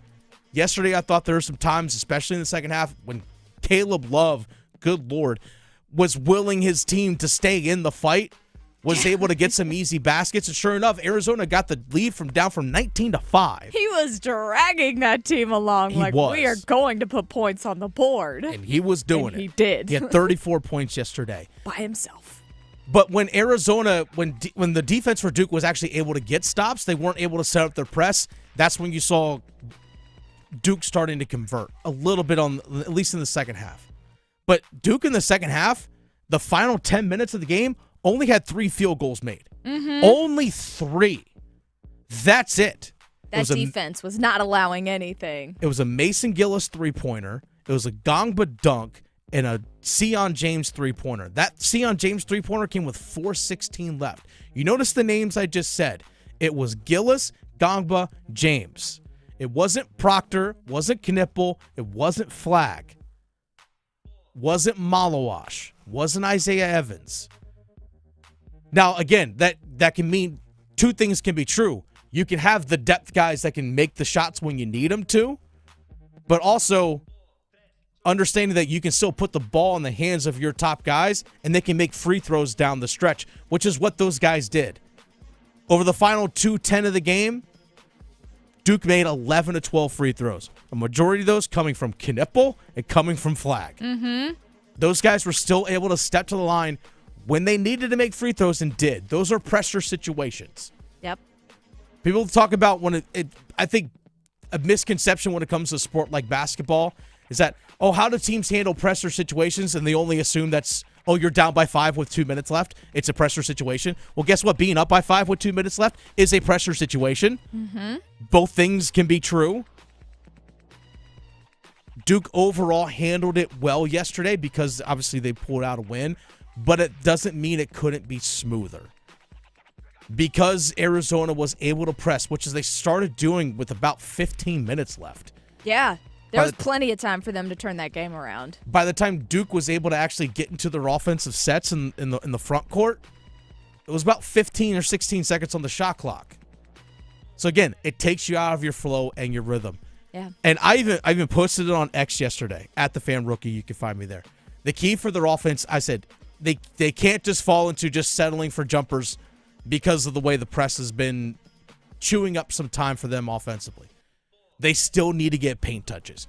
Paint touches were the biggest thing yesterday. And the way that game was officiated, as terrible as it was, it's like, you know what? If they're going to keep calling fouls, keep driving to the lane, keep getting to the free throw line, win the game from there. Because eventually, if another team gets into foul trouble, they're going to be less aggressive, and you're going to start making buckets, and you're going to put them in a tough spot where they're going to have to start rushing things on the offensive end. Put the pressure on them in that regard. Duke was able to handle the situation quite well. Now, Arizona did give something Duke hasn't had in a while. A pressure situation. And John Shire was happy with how his team handled it.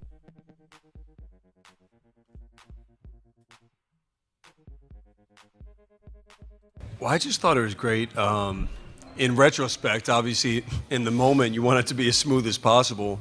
But I thought the whole game, there's some uncharacteristic plays that Arizona made us pay for. And whether it's just the discipline you have to have off the ball, some of the loose balls we didn't come up with. So I love the fact that we weren't perfect, and you're not going to be necessarily perfect in these games. And just to hang tough, and I thought we did a great job. Somebody asked about the end of half. I mean, that was critical, in that moment. But then, look, they just put a ton of game pressure on us. I think that the clutch free throws, and just to get one, I thought Kaman's block was a big play at the end there. So nothing necessarily new. I mean, we've been in some tough moments before, but when you fill the tournament that way, a Sweet 16 game, I was just really proud of our guys who, I mean, these three guys haven't been in that before, to be able to step up and just trust what we do. I think that's the biggest thing I've tried to emphasize to them. There are things for them to clean up. There are. Especially going against an Alabama team that's been there, done that. Let's not forget, Alabama went to the Final Four last year. Mark Sears, Grant Nelson, two of their big players, or biggest players, I should say. Now I'm talking about physical stature. Grant Nelson is a tall player. But two of their biggest players and a lot of guys on that roster were in the Final Four last year, only losing to UConn. It's going to be a tough test on Saturday. It should be a fun game. Strap in, sit back, get your popcorn, and go enjoy Saturday night college basketball. Duke, Alabama. Hopefully, we anticipate these two teams are going to give us a hell of a game. And it won't be as late either. Starts about an hour-ish earlier. 8:49 schedule time. We'll see. Get your caffeine ready, folks. This is the Adam Gold Show. Dennis Cox sitting in for Adam Gold this afternoon. Victoria producing the show. Victoria. Yes. Did you know we are now 27 days away from the NFL draft? What? 27 days away from the NFL draft. Wow. You know, if you ever did debate in high school or college, sometimes they say, you take a stance on the side that you actually are against. Like now argue for it. I'm going to argue for something for the Carolina Panthers. Tyler Warren, number 8. I'll tell you why in 4 minutes. Making more sports sense than social media trolls. The Adam Gold Show on the North Carolina Sports Network.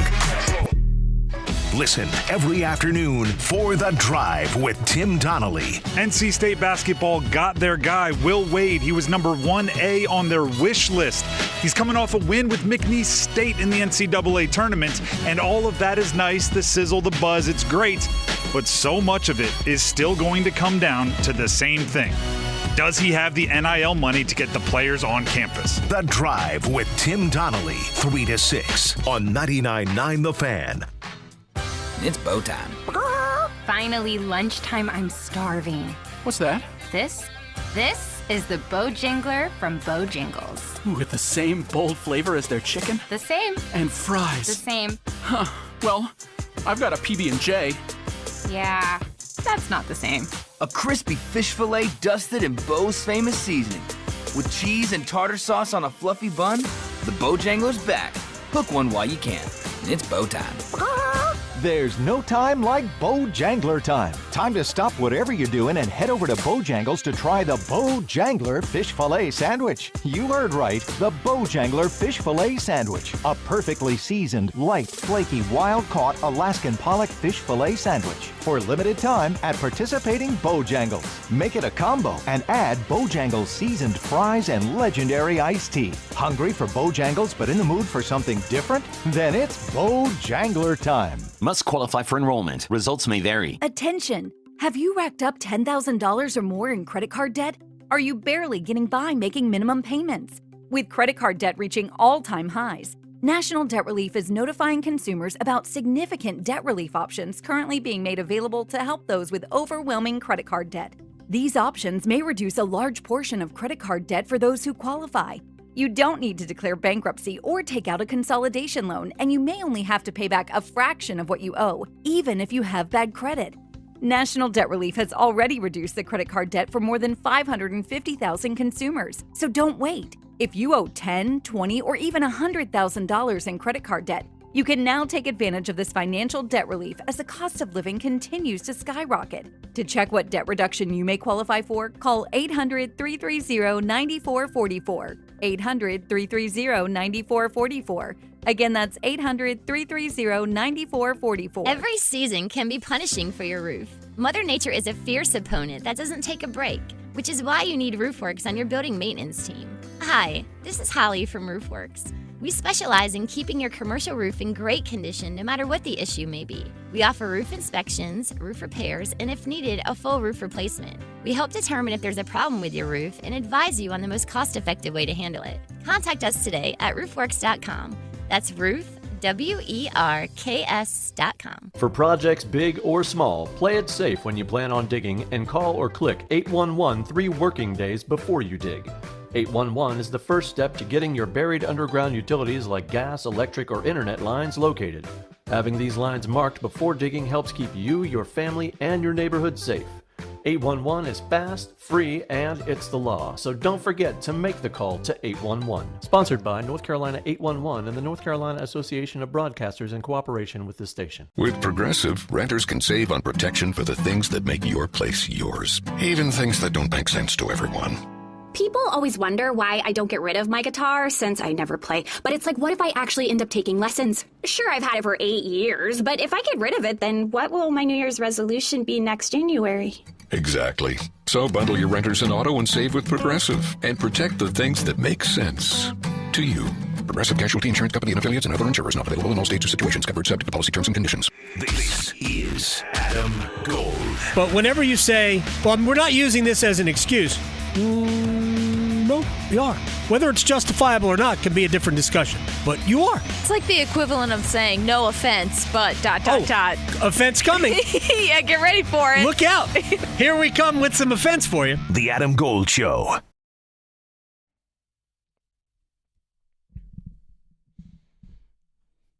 So in 4 weeks, 4 weeks from yesterday, and 4 weeks, for all intents and purposes, is the NFL draft. Actually, it's going to be day 2 of the draft is 4 weeks from today, which I think is where the Carolina Panthers can actually make some interesting decisions, especially in the second round. So when you get into the NFL draft, sometimes teams that are picking especially at the top of the draft, for example, Tennessee Titans, Cleveland Browns, New England Patriots. When you start to look at your board and you start to think like, okay, well, I also have another pick early in the second round. Cleveland has the second pick overall in the draft. They also have the 33rd pick, which is the first pick in the second round. The Giants have pick 34. Tennessee has pick 35. So you start to lay out. It's like, okay, if I get player A in the first round, high in the draft, top 5, well, what's that second player? How can I combo what's my combo of my first 2 picks? Now, if you're, for example, the Baltimore Ravens and you pick at 27 and at 59, it's a little bit harder to do because you just don't know. There's so much unpredictability. But if you're picking in the top 10, sometimes you can start thinking about those combinations. Now, Carolina picks 8. We all know that. But Carolina doesn't have a second-round pick until number 57, which is the 25th pick in the second round. So there's a long gap from pick 8 to pick 57. Because remember, their second-round pick is actually still owned by the Chicago Bears, which actually should have been, I think, pick 41. So it's still owned by the Chicago Bears. I'm sorry, pick 39. They have the LA Rams second-round pick. Remember, the second-round pick that they were supposed to have this year, their pick is owned by Chicago because it's all part of the Bryce Young trade. Still paying on that. Let that sink in. So there's a long gap there. Now, if you're Dan Morgan, you know that you have, obviously, a pick number 74 overall. You have a couple early second-round picks. You have a couple early fifths and a late fifth-round pick as well, and a seventh. You have 9 picks total.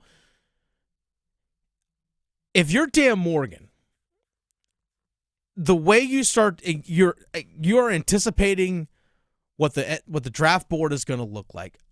I'm of the mindset that you still need to get a premium edge rusher to form your defense as a whole. The defensive line signings, I thought that they made overall good because it's going to be more guys in rotation, better quality players on the interior defensive line. Christian Roseboom that they signed from LA Rams, good special teamer, can also get a lot of tackles. He had 135 tackles last year as a linebacker. Another added piece to go along with Trevin Wallace and Josie Jewell as inside linebackers. Trevon Moehrig that they signed from the Vegas Raiders as a safety, good piece. You brought back Mike Jackson. Yes, Shaw Smith-Wade. There still needs to be added depth and pieces, especially at safety. But this team, I know they signed Patrick Jones as an edge rusher. They still need that edge rusher. But by all accounts, Victoria, this draft is filled with a lot of good edge rushers. It's kind of your pick what you like. Do you want more of a speed guy? Do you want someone with a little bit more size? Now, outside of Abdul Carter, who right now, by the way, is not going to work out at his pro day for Penn State because he's still dealing with a shoulder and arm injury that he had late in the year last year, recovering from that. And he also had a stress fracture in his foot. I mean, outside of injury concerns for Abdul Carter, everything else is like, yeah, that's the top edge rusher in the draft. Now, there are concerns about Jalen Walker, who's been linked to the Carolina Panthers at number 8 by pretty much every draft expert. Seems like Jalen Walker is going to be the guy. Now, the question is, well, he doesn't have ideal size to be a consistent edge rusher, but he has the positional versatility and speed where he can be a game changer both on the line of scrimmage and as an off-ball linebacker, again, providing versatility. But then there's guys who have great physical traits, like Mykel Williams. Don't play with an ankle injury this past year, wasn't highly productive on Georgia's defense, but has all the physical traits that you want. And then you go on, James Pierce may not have the size that you want, has really great speed, was pretty productive in college. Questions about coachability. How much further can he develop? Mike Green, super productive in college from Marshall, but off the field questions. So there are red flags with all these edge rushers, right? If you're Dan Morgan and you're anticipating getting an edge rusher, but also you still want to beef up your offense as well. You still want to add a weapon for Bryce Young. The only offensive piece they brought in this offseason that's new is Rico Dowdle to be a number 2 running back alongside Chuba Hubbard. That's it. No added wide receivers. They brought David Moore back. Obviously let Miles Sanders go so they can bring in Rico Dowdle. They brought back Tommy Tremble. All their offensive linemen are coming back. Andy Dalton's coming back as a backup backup quarterback. That's it. That's all they've done offensively so far. Everything's been invested heavily on the defense. What's to say that Dan Morgan, with the anticipation that some of these edge rushers might fall down into the second round, and is, by all accounts, there's a lot of really good edge rushers in this year's draft. Who's to say that at number 8, you don't go after a player like Tyler Warren, the Penn State tight end? And here's why. One thing you hear coaches say all the time, we want to be multiple. That's like the catchy phrase now, Victoria. It's multiple. Multiple is just another term for versatile. That's it. It's just another term for versatile. If you were to add a tight end like Tyler Warren, his skill set, who can run just pretty much every route. Big guy, like 265 pounds, is a good blocker, can like run wildcat quarterback. Guy can do quarterback sneaks for you if you want to. You want to tush push, you put Tyler Warren in there. This guy can do everything, just about. Great pass catcher, too. Who's to say you don't draft him to be a primary target for Bryce Young? And it allows Dave Canales to do this. I understand that they drafted JT Sanders and you brought back Tommy Tremble. Last time I checked, you play multiple tight ends in a game, and you rotate them too. You ever heard of 3 tight end sets? We've seen it happen before. But if you're running 2 tight end sets, whether it's Tommy Tremble and Tyler Warren or Jatavian Sanders and Tyler Warren, and then pick 2 receivers. Let's say it's Legette and Coker, or Legette and Thielen, or Thielen and Coker, and get Chuba Hubbard in the backfield. So 2 wide receivers, 2 tight ends, Chuba Hubbard in the backfield. You know what that makes you? Multiple or versatile. Because now you can have a primary pass-catching target on 3rd downs, not named Adam Thielen. Because one thing that was a struggle for the Carolina Panthers on offense this past year was on 3rd downs, especially like a 3rd and 6. I'm bracketing. I'm double covering Adam Thielen because I know that's where Bryce wants to go with the ball. If I had Tyler Warren out there, now I've got someone else that's different. We've seen tough contested catches being made by Jalen Coker.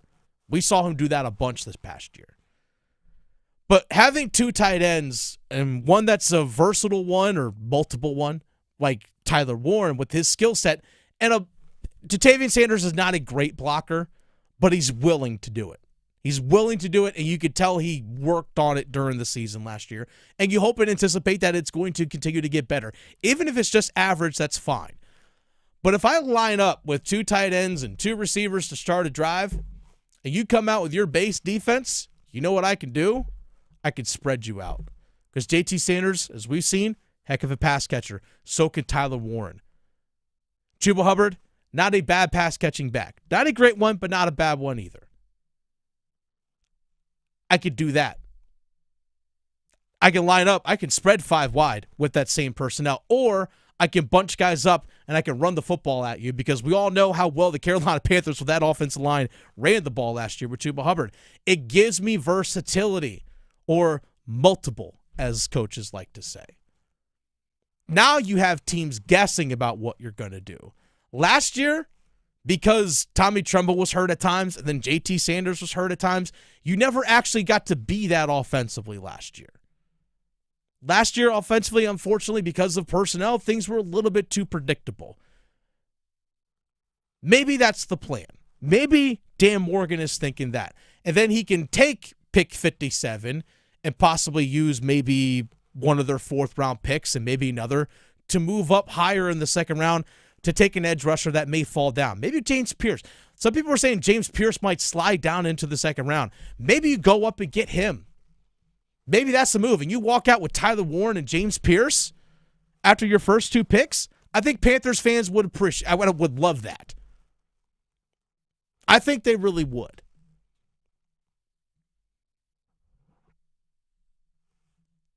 That's a possibility, I think, for the Carolina Panthers. Am I saying that's going to happen? No. I'm just saying it's a possibility.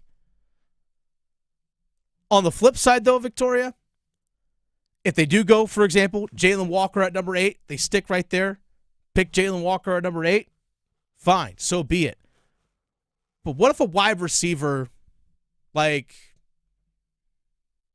Higgins from Iowa State, Jaden Higgins from Iowa State, yeah, who's projected to be a quote-unquote X receiver. He's like 6'4", 215, ran a 4.47, super productive at Iowa State. Who's to say like he's projected to be a mid-2nd round pick? That you don't move from 57 up to like 47 with the Arizona Cardinals and go get him. You walk out with Jalen Walker and Jaden Higgins. I think Panthers fans would be okay with that too. This year's draft, there's so much unpredictability with the top 10 of this year's draft. It seems like Tennessee is going to draft Cam Ward, the quarterback, not wide receiver. The quarterback out of Miami. That seems to be number one. Who knows what Cleveland does at 2? Are they drafting Shedeur Sanders? Are they taking Travis Hunter? Are they taking Abdul Carter? You don't know. And then everything else is just a reaction based off of that. Because then pick one of those few guys at number 2. Then, okay, what do the Giants do? Then what does New England do? Then what does Jacksonville do? What does the Raiders do? What do the Jets do? There's so much unpredictability that Dan Morgan has to have all these scenarios played out in his head. Now, for everyone that says, trade back, it's a two-way street. It's a two-way street. I've seen people say, well, if there are no top-tier guys that are left there at 8, then trade back. Well, if there are no top-tier guys that are available at number 8, why would I trade up? Again, two-way street that comes along with it. I think if the Carolina Panthers get an edge rusher and an offensive weapon with their first 2 picks, I think Panthers fans would be happy. Yes. I think they would be. Mm-hmm. They, to me, in my mind, they still need to go the route of a premium defensive player that is going to be a playmaker for them. And by all accounts, it looks like, based off all the draft experts, what you read, that Jalen Walker is going to be that guy. That's what it appears. I hope so. But I threw out another potential scenario. Yeah. I never know. Because I'm curious. Mm-hmm. Everything right now is hypothetical. Of course. Even for GMs that are in this thing right now. Well, hypothetically speaking, what if another team does this? Then what do we do? Mm-hmm. That's where we are. It's the Adam Gold Show. Dennis Cox sitting in for Adam Gold this afternoon. Coming up here in about 10 minutes, we'll have our 7th inning stretch, also place our bets. But tonight, Victoria, Carolina Hurricanes are in action. Yeah, they are. Carolina Hurricanes are in action. Redemption at home, hopefully.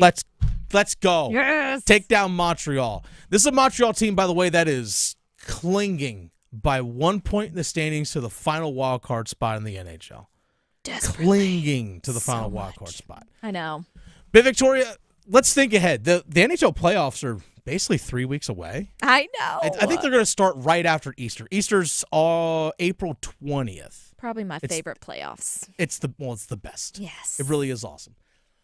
But between now and then, the Carolina Panthers, good Lord, we just talked football. The Carolina Hurricanes have 11 games between now and the end of the season. Mm-hmm. I'm trying to think, what is realistic expectation for this team over the final 11 games? Like, what can we realistically expect from this team moving forward? From power play, personnel, everything, what should we expect for these last 7 games to hopefully ensure that this team will most likely be at home at the Lenovo Center, but playing their best going into the playoffs. You want to be peaking in April. That's when we be ascending in April. You don't want to peak back in January. You don't want to peak in February. You want to be on your way up. So you want to have that ramp up going into the playoffs. Yeah. And then still getting better as the playoffs are going on, winning games while doing so. Looking at their schedule ahead, I feel like they should at least get 7 or 8 of the next few. You would think. You hope. I honestly think that over these last 11 games, I think 7 wins is reasonable. Yeah. 7 wins and 4 losses in some way, shape, or form. Maybe it's one's in overtime and another one's a shootout, another one's a regulation loss, whatever it might be. But towards the end of the season, they go up to Canada, and depending on how strong they are leading into those last 2 games, maybe they go light on those. I mean, you never know. You have a back-to-back. You never know what another team's going to do because sometimes you might be playing a game against a team that is out of the playoffs. Yes. And they're just like, you know what? Bleep it. Let's just get wide open and play this thing. Let's do this. And things can get kind of squirrely. Exactly. Things can get kind of squirrely.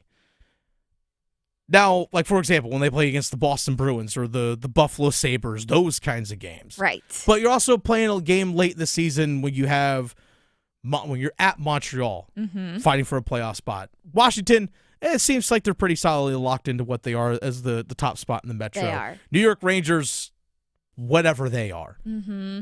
So those are what you're looking for the last 11 games of the year. That's what you're looking at. I think 7 games is realistic. Things that I want to see from the Hurricanes going forward, especially from individual players. I think over the last 11 games, I want to see Jack Roslovic score 4 goals.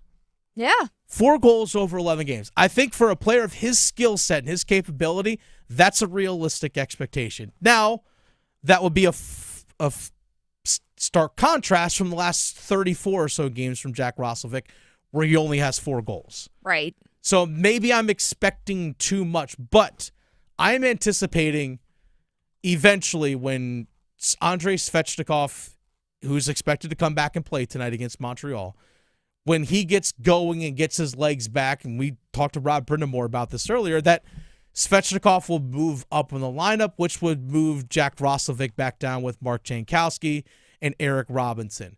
Someone of his skill set playing with 2 guys like Robinson and Jankowski, the speed at which those guys play, and also the size and physicality that Eric Robinson and Jankowski bring should open things up against other teams' fourth liners. It's going to be favorable offensive opportunities for that fourth line. Roslovic should be able to cash in, especially if he's still going to be getting power play time. I think that's realistic. Kotkaniemi, I want to see him get 6 points over the last 11 Do games. something, buddy. Fight people if you have to. If you got to drop him in order do what you got to do. But 6 points, because he's seen or he has shown chemistry with Taylor Hall. And Taylor Hall has been playing well, obviously, of late. Certainly want to see Taylor Hall continue to do that, but Kotkaniemi, you want to see him contribute and be part of that as well. I want to see, if they go to the last 11 games, 5-6 points for him. I think that would be good mojo for him going forward. 5-6 points. Right? Jackson Blake, let's get a goal finally, buddy. Jackson Blake, let's go. crack the net. Like he's got it. He really has been playing well, and he's He been has. all around it offensively. Love but that kid. unfortunately, he had a goal taken back because of an offside. I know, but it was pretty. It really was. It was really pretty. Deked the goalie out of his skates. I know. But it got called back. He was offsides. It is what it is. You want to see him crack the back of the net, but let's see you get on the stat sheet. Same type thing. Let's see 5-6 points over the last 11 games of the year. For Sebastian Aho and Seth Jarvis, here's what I want to see from them. I want to see them over the last 11 games, each 3 or 4 power play points each. That's what I want to see, because I think if those guys are contributing on the power play, that's only going to just raise the offensive production if the power play is scoring. That's what I want to see. 3 or 4 power play points over the last 11 games from each of those guys, along with everything they do 5-on-5 and shorthanded. And from the blue line as a whole, Burns, Gostisbehere, especially those guys getting power play time, but from the blue line as a whole, let's see a point per game. Averaging a point per game from the blue line. That's what I want to see. If we see that production from these guys over the last 11 games, and I don't think that's unrealistic. I really don't think so. I think it'd be unrealistic to say, yeah, Sebastian Aho should have 15 goals over the last 11 games. Yeah. I mean, unless you're going to do it. Reel it in. Unless you're going to do it. I mean, if he doesn't, ain't going to complain. We won't hate it. Right? I'll take it. We all will. Yes. But I'm talking about realistic expectations over the last 11 games to ramp up for the playoffs. Rob Brind'Amour says, yeah, we still got to keep the pedal down. Mm-hmm. Still got to keep the pedal down. Yep. And it's on Rod and the team to figure out who works well with who skates along with who. Mm-hmm. That's something that they're going to have to figure out as well. Have that set, in my mind.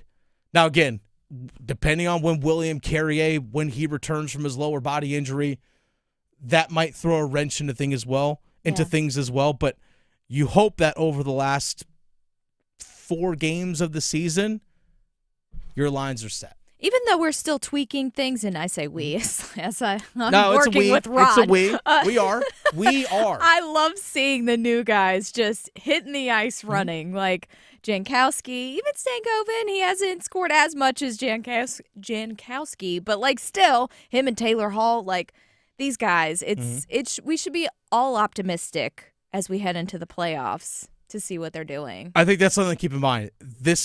this is still a really good hockey team. I know they just Yeah. lost their last game. I'm not going to Okay. overreact to it. It's not football. There's a bajillion games in a season. There's still 11 of these things Mhm. left. And guess what? You play well over these last 11 games, you're not going to be complaining about the loss to Nashville. Nah. You're just not. It's the Adam Gold Show. Dennis Cox sitting in for Adam Gold this afternoon. Victoria produced the show. We're going to take a quick break. Hey, it's baseball season. Time for a 7th inning stretch. Also, we play some bets next. Questioning goalie interference calls since day one. The Adam Gold Show on the North Carolina Sports Network. Hey, it's Adam Gold from my friends at FanDuel, America's #1 sports book. And are you ready for relatable topics? That's right. My bracket stinks. So does yours. So new customers at FanDuel can get $200 in bonus bets when your first $5 bet wins, $200 extra bucks to bet on anything from clutch shots to last-second heartbreaks, even who's cutting down the nets. Hey, you can get in whenever you like. If you have been waiting to join, no better time. FanDuel.com/AGS. FanDuel.com/AGS. Get in on the college hoops action all tournament long. FanDuel.com/AGS. Let's do it. 21 and over and present in North Carolina. First online real money wager only. $5 first deposit required. Bonuses issued as non-withdrawable bonus bets, which expire 7 days after receipt. Restrictions apply. See terms at sportsbook.fanduel.com. Gambling problem? Call 877-718-5543 or visit morethanagame.nc.gov. The Body Armor State Games are coming to Greensboro this June. Registration is open to athletes of all ages and skill levels in 20 different sports. The Body Armor State Games feature 11,000 athletes and 600 teams. Don't miss out on North Carolina's largest sports festival of the year. Visit bodyarmorstategames.org today. That's bodyarmorstategames.org. The Body Armor State Games are proud to partner with Truist, Lowe's Foods, and Blue Cross and Blue Shield of North Carolina. The North Carolina Healthcare Association invites you to listen to this month's podcast, Conversations on the State of Healthcare. North Carolina needs more than 12,000 RNs and 5,000 LPNs over the next decade to meet the demands of its aging and growing population. In our latest episode, produced in partnership with the North Carolina Healthcare Association, we speak with NC Healthcare Association President and CEO Josh Dobson to learn more about the need and where you or someone you know might fit in. The people who work in hospitals and healthcare facilities, they really are the backbone of our communities. They are the ones providing care. They ensure quality treatment and making a difference in patients' lives every day. That's why it's so crucial to not only celebrate their work, but also encourage the next generation to step into these roles. You can learn more and join our latest Conversations on the State of Healthcare wherever you listen to your favorite podcasts, and learn more by visiting nchealthcare.org. Every day, people battling addiction suffer in silence. Because of stigma, they fear judgment. They fear being labeled, and too often, they don't get the help they need. But you can help change that. Join the Governor's Institute and be a superhero in the overdose battle campaign. Learn how to break the stigma, support those in need, and save lives. Visit governorsinstitute.org/superhero to get involved. Be a hero, fight stigma, save a life. Did you know that since you have public power, your electricity is operated and controlled by people in your community, not by a for-profit, investor-owned company? These local folks are directly accountable to you. They don't answer to shareholders. They make decisions for the good of your community. What's more, your public power provider invests in your community, providing jobs and supporting your local economy. Local people working together to meet local needs. That's public power. Learn more at electricities.com. AARP is working hard to make sure people in North Carolina are getting the most out of life. Whether it's helping you stay healthy, save more money, care for loved ones, or simply have some fun, AARP is making a difference in communities across the state. You have a wise friend and fierce defender with AARP. Learn more about progress being made for older adults in the state by listening to AARP Without Limits. You can find the latest episodes of AARP Without Limits wherever you listen to your podcasts. One Adam Gold. If Andrei Svechnikov watched Eric Cole highlight tapes and cause chaos. Hey, hashtag, you didn't even mean to do that, did you? I didn't. Well, that's the old one. I know, but Right? it's still relevant. Now we're raising up.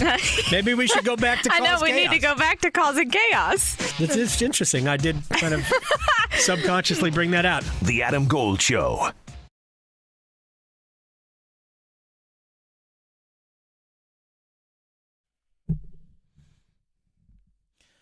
Victoria, opening day was yesterday.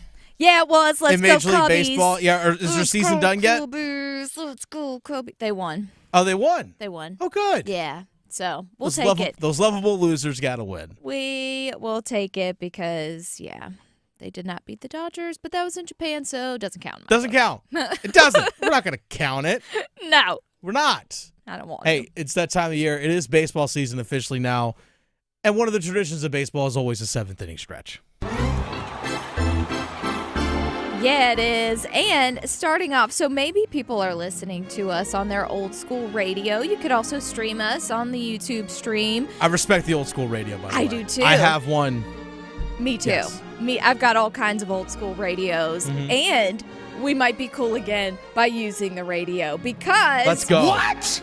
There has been some studies done, and supposedly 78% of those Gen Zers who I recently saw some new words that they're using, and it sounds like a totally different language, but they're listening to the radio more. Yes! Let's go. They said London Evening Standard did a story declaring that radio is back because Gen Zers' listening habits are changing with the face of media. They say a lot of the younger people are kind of over everything being so techie. Yeah. So they're also gravitating more towards old school radio, which I will forever have, and watching traditional TV too, which I also use. It's amazing how some of these things it's like fashion, right? Yeah. It's like fashion. I mean, for example, I'm wearing a pair of Jordan 1 sneakers. Right. Jordan Yes. 1s came out 40 years ago. Exactly. But they're still one of the most popular selling sneakers that are out there of all time. Yep. Gen Z, by the way, right now is anyone, it's a pretty wide gap. It's anyone born between 97 and 2012. So again, it's a pretty wide range, about 15 years there. Yeah. So you're looking at ages 12 to 27, 28, whatever it might be. Yeah. So that's kind of the age range, but I get it. You know what? I don't want to always have to be looking on my phone or searching different stuff. Like, you know what? Sometimes even myself, as obviously I'm working in radio, but I want to turn on the radio and just listen. My girlfriend and I listen to radio all the time. We really do. Whether we're driving in the car or at home, we listen to radio all the time. Yeah. And I love it. I mean, when you go to the beach, you can take a little radio with Yes. you. Also, if you ever go to a drive-in, that'll be a big reminder that you need a radio. Yes. So, I mean, there's a lot of different situations. But anyway, it's coming back. So we're cool. If you're still in the radio, you're still cool. Also, something that kind of does sound pretty cool.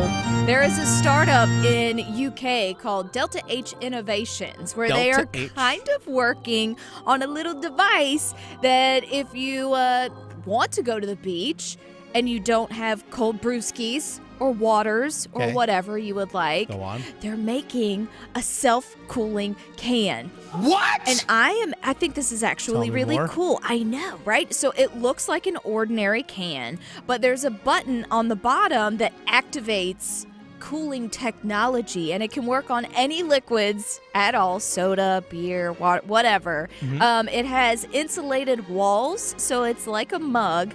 So you push the power button, and then it did say that it could take up to maybe 10 minutes for beer. Something about that makes it slower to cool down versus maybe water and stuff like that.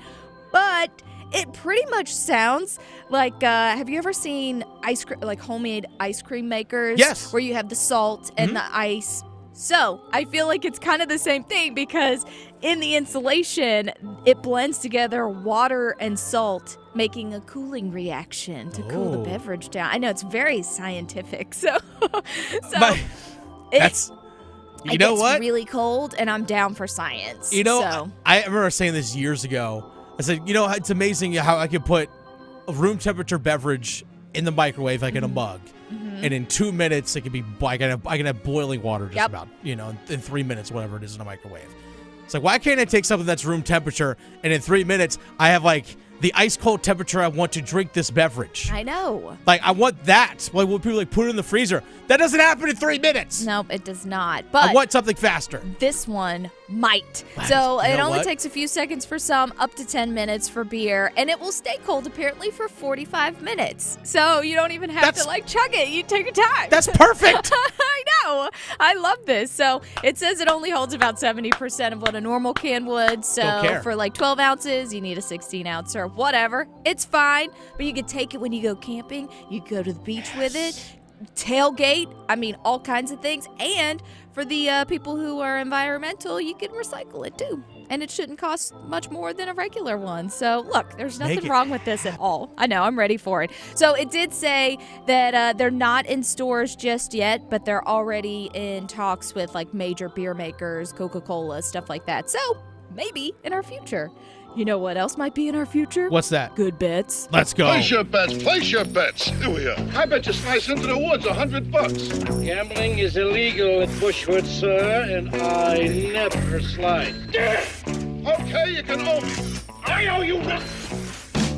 All right, Victoria, start us off. We got 2 minutes here. Okay, so I'm dabbling all over the place. First up, our Carolina Hurricanes. Hockey night in Carolina tonight at home. Montreal Canadiens coming into town. Let's go Hurricanes redemption night. And I'm going to go under 5.5 because hopefully the Canes will score like 3 or 4 all by themselves. Okay. And that is plus 175. Okay. Give me Svech. He's back tonight, plus 240 to score a goal. Ooh, I like that. Start Make out it hot, happen. Svech. Okay, looking at our Duke Blue Devil, our local Duke Blue Devils up against Alabama. So that's going to be tomorrow at 8:49. Very random. Give me Duke. I'm going to take the over 172.5 because Okay. both of these teams were scoring 100 plus. So that together is plus 155. Okay. NCAA tournament action tonight. Number 1 Auburn takes on 5th seed Michigan. I have Michigan in my Final Four, so give me Michigan to win tonight outright plus 340. There you go. That's my big upset. And last but not least, UFC Mexico is this weekend. So, main event, Brandon Moreno versus Steve Ursog. I am going Brandon Moreno in Mexico. Give it by the points. Go into decision. That's plus 125. Okay, plus 125. All right, my final one here. I'm going to go with a little Major League Baseball action, okay? Dodgers tonight. Give me Shohei Ohtani to hit a home run at plus 270. That's what it is. Shohei Ohtani hitting a homer plus 270. That's what he does. Wall of Sound next. Talking sports so you don't have to pretend to know stuff. The Adam Gold Show on the North Carolina Sports Network. Adam Gold here from my friends at FanDuel, America's #1 sports book. Back half of the Sweet 16 starts tonight. Ole Miss, Michigan State, Kentucky, Tennessee. Possible upsets there. And if your brackets are busted, we don't need them. Throw them in the trash. Why not go after $200 in bonus bets if you are a new customer when your first $5 bet hits? $200 of their money for you to use and build a bankroll. FanDuel.com/AdamGold. FanDuel.com/AdamGold. I kind of think Auburn and Houston are going to roll, but who knows? FanDuel.com/AdamGold. Let's play ball. 21 and over and present in North Carolina. First online real money wager only. $5 first deposit required. Bonuses issued as non-withdrawable bonus bets, which expire 7 days after receipt. Restrictions apply. See terms at sportsbook.fanduel.com. Gambling problem? Call 877-718-5543 or visit morethanagame.nc.gov. Hey, it's Adam Gold, and do you have a late-night craving for in-depth analysis on the Carolina Hurricanes and their latest game, their latest win, their pursuit of the Stanley Cup? Well, I can quench your thirst. I can feed that appetite on the Canes Corner podcast, the morning after edition, which drops the morning after every Hurricanes game. Get it wherever you get your podcast. Brought to you by the Aluminum Company of North Carolina.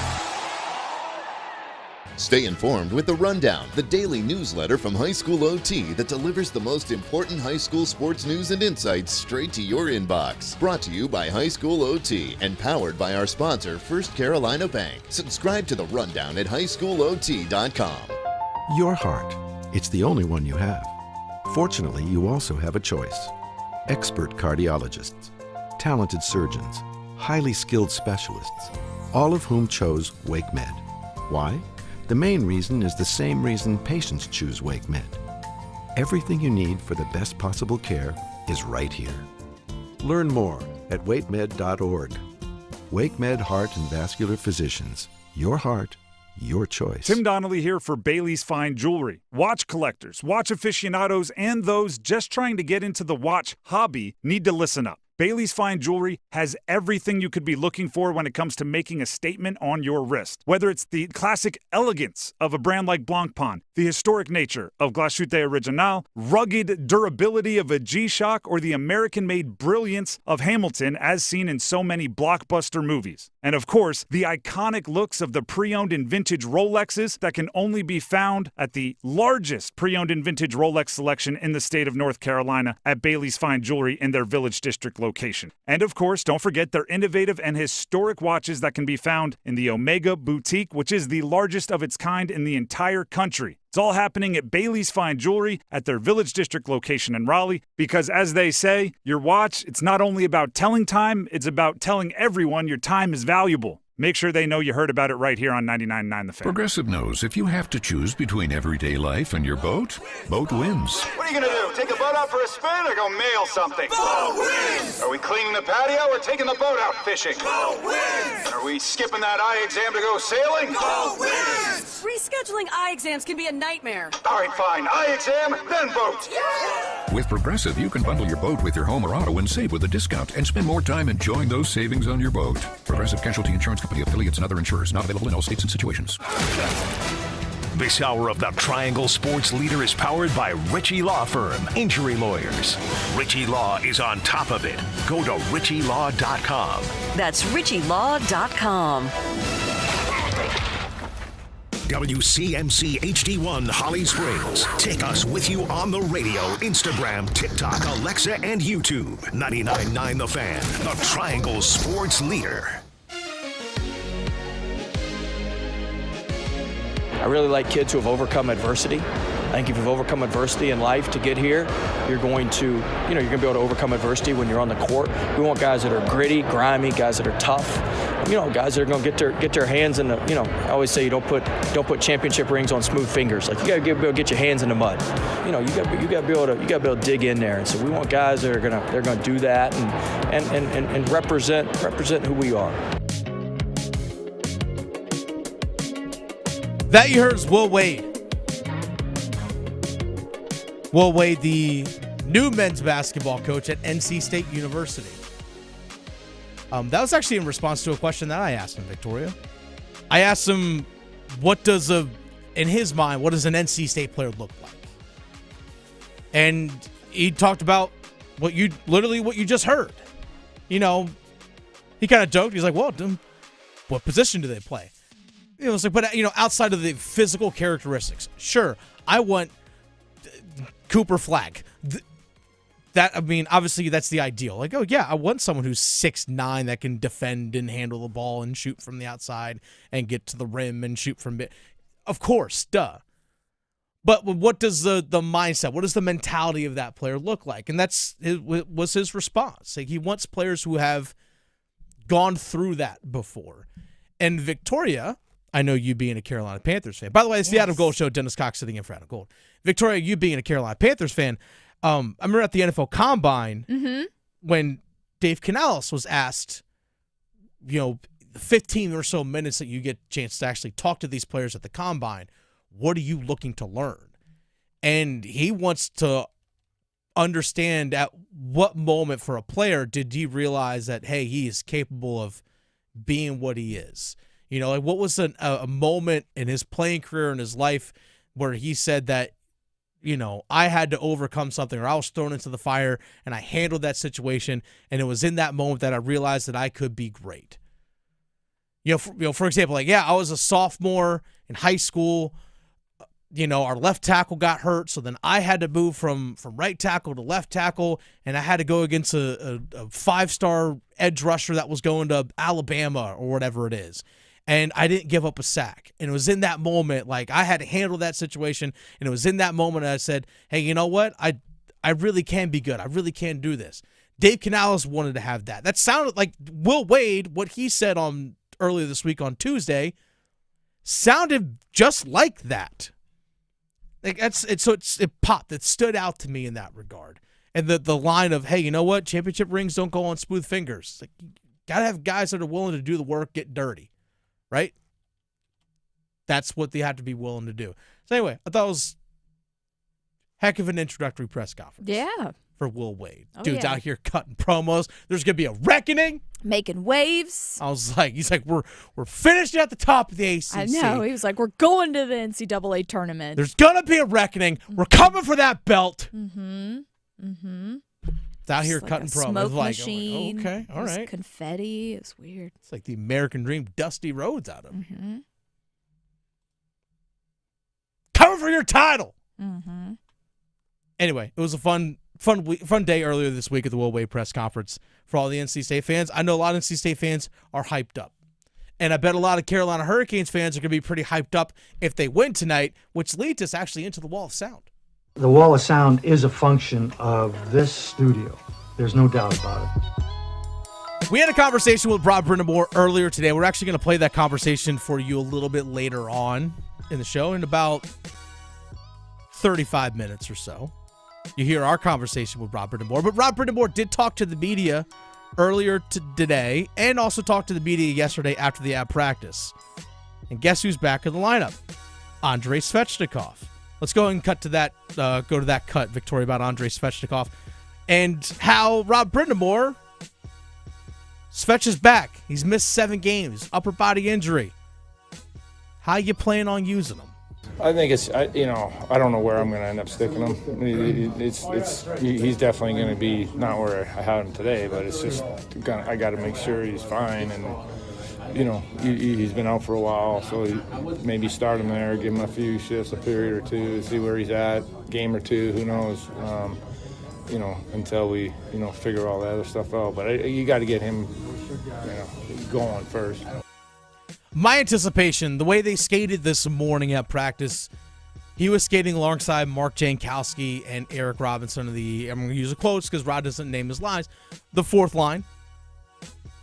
I anticipate, depending on how he's playing, how he's looking, how he's feeling, just kind of get back into game shape, that eventually he is going to switch with Jack Roslovic. Jack Roslovic's been playing alongside Jesperi Kotkaniemi and Taylor Hall. I anticipate that taking place.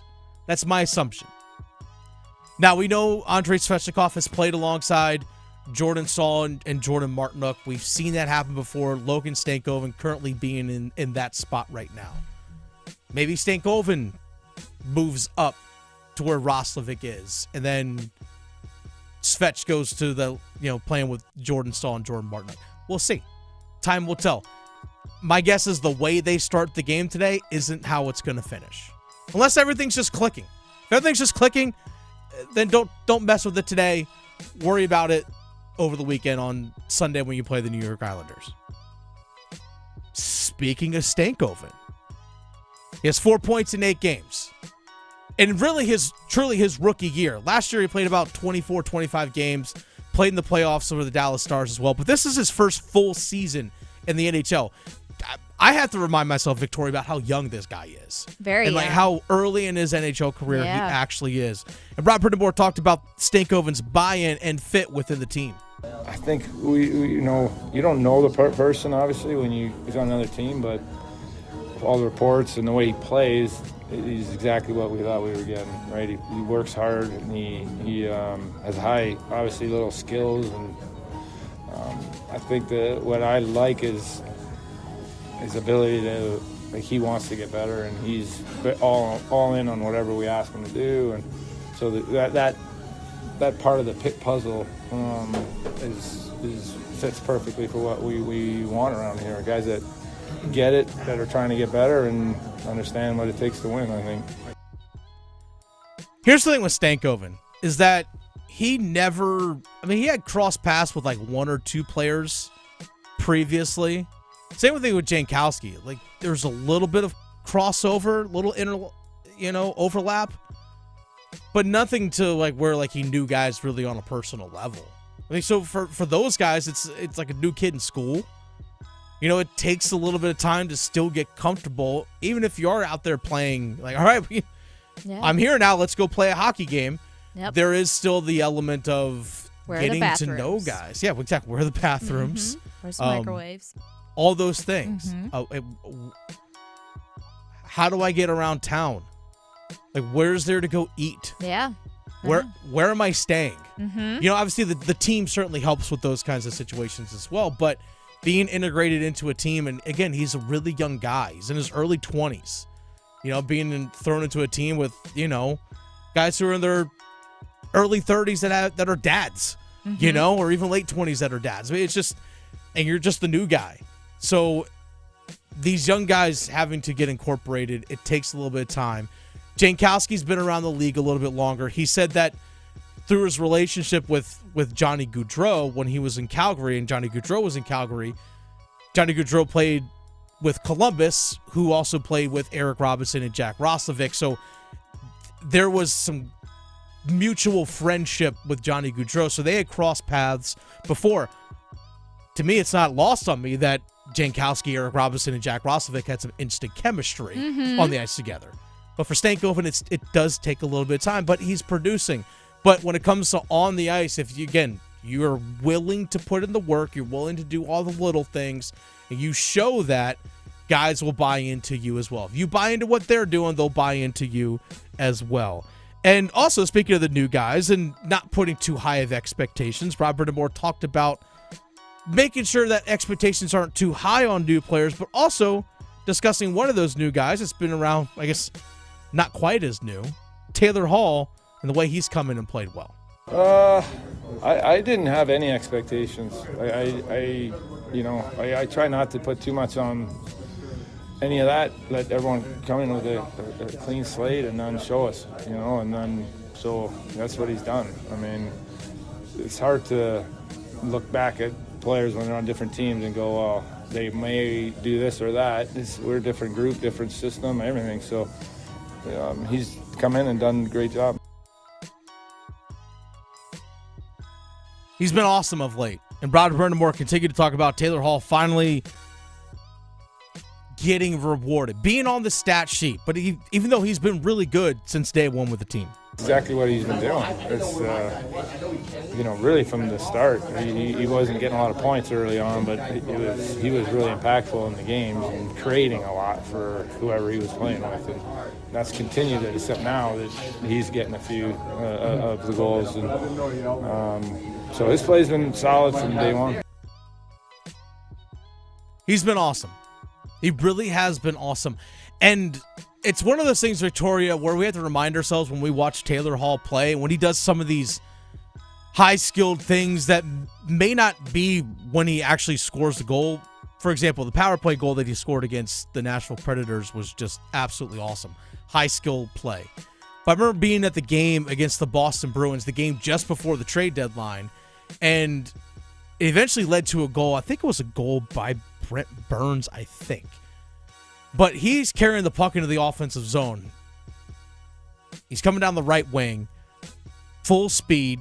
Puck gets knocked off his stick, but with no wasted movement, kicks the puck back up to his stick, did not lose one step of speed in the process of doing that. I was like, little things like that just stood out and impressed me. But it's like, oh yeah, I have to remind myself, that guy was an MVP. He was the number 1 overall pick in the draft years ago for a reason, because he has that level of play in him.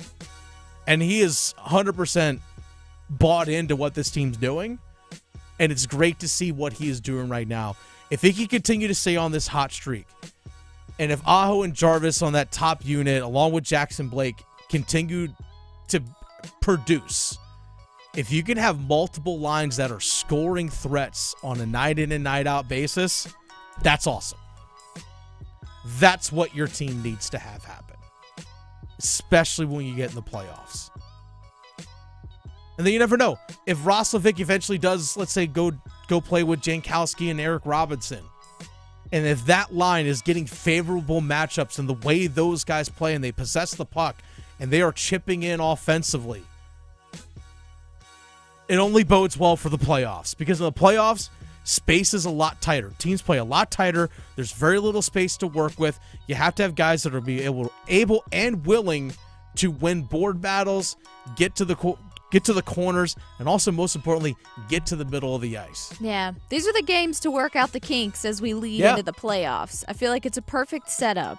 Work out the kinks, get everybody meshing together, which you can already see on the ice, and then we'll be ready for the playoffs. 100%. 100%.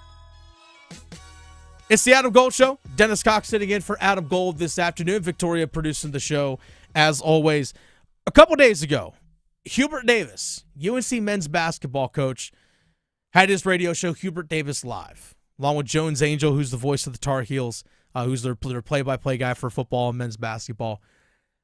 Discuss this upcoming offseason, transfer portal, the need for overturning the roster. But he said there's one major thing that they need to address. We'll discuss that next. Chapel Hill to Charlotte, Greenville to Greensboro. Your sports, his state. The Adam Gold Show on the North Carolina Sports Network. We're in the middle of the madness. Proctor, the three. Proctor fired up. From the first four to the national championship. A lob to Cooper to punch it down. All the hoops action will be heard here. It's been the Tyrese Proctor Show. The road to San Antonio is driven by Wakemed, Roofworks, Metro Elevator, and Wilkinson Chevrolet Cadillac Buick GMC in Sanford.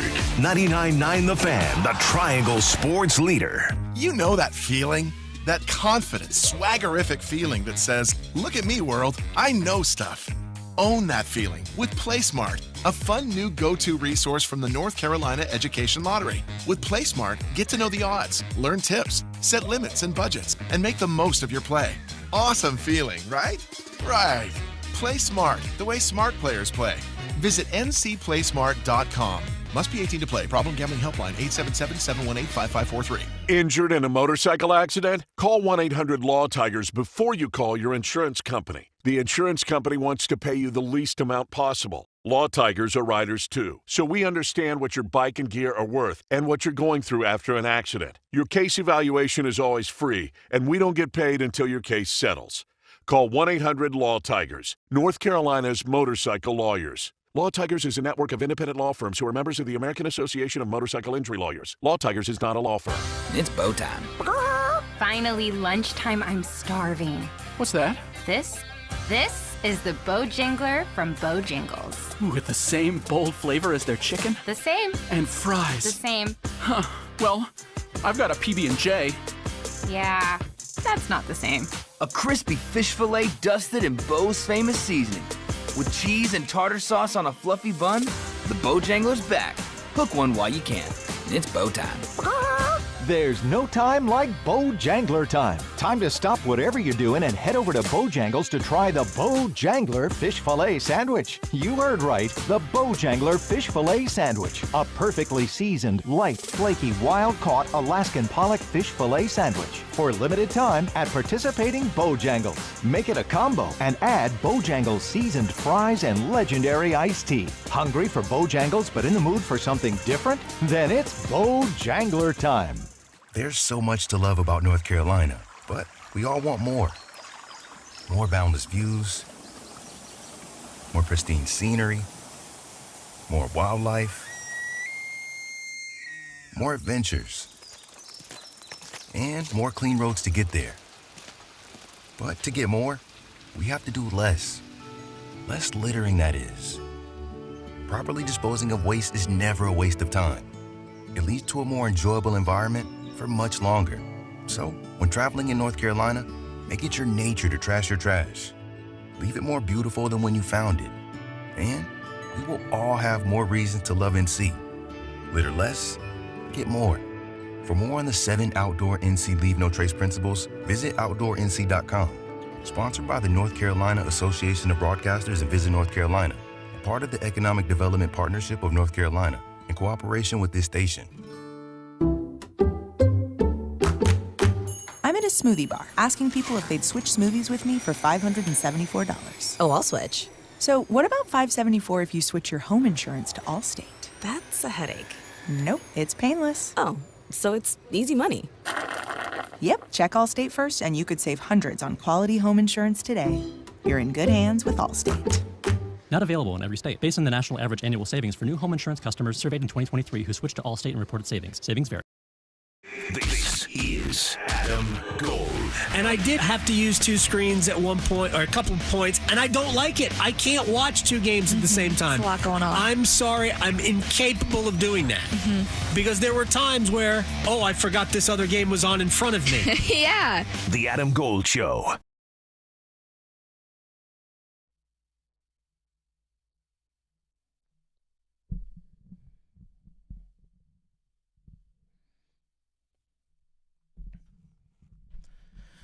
So let's go and call what this past season was for UNC men's basketball.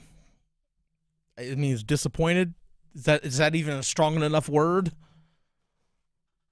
I mean, let's be real, Victoria. UNC basketball barely made the NCAA tournament, and there's a lot of people that were saying that they should not have made it, but they did make it nonetheless. I still thought that they should have been a tournament team. They win in Dayton. They win that, when they win their first 4 game, but in the actual true first round of the tournament, they get knocked out. That's how far the team got. Mm-hmm. So they barely got in. And in that game last week in the first round of the NCAA tournament, which was a week ago for them, they got down big against Ole Miss. Yes, they scratched and clawed their way back, but still wasn't enough. We saw that a ton this season, especially early on in the year. Florida, Kansas, Michigan State, Kentucky, like all these teams that they played where they fell behind a lot, scratched and clawed their way back in, and fell short. The only one that didn't happen against was UCLA early in the year. We even saw in the ACC tournament against Duke, fell behind by a whole bunch, scratched and clawed their way, got it back close, and still ultimately came up short. So, I mean, it was a fitting end to their season. Yeah. It really was. Was it ideal? No, but it was a fitting end nonetheless.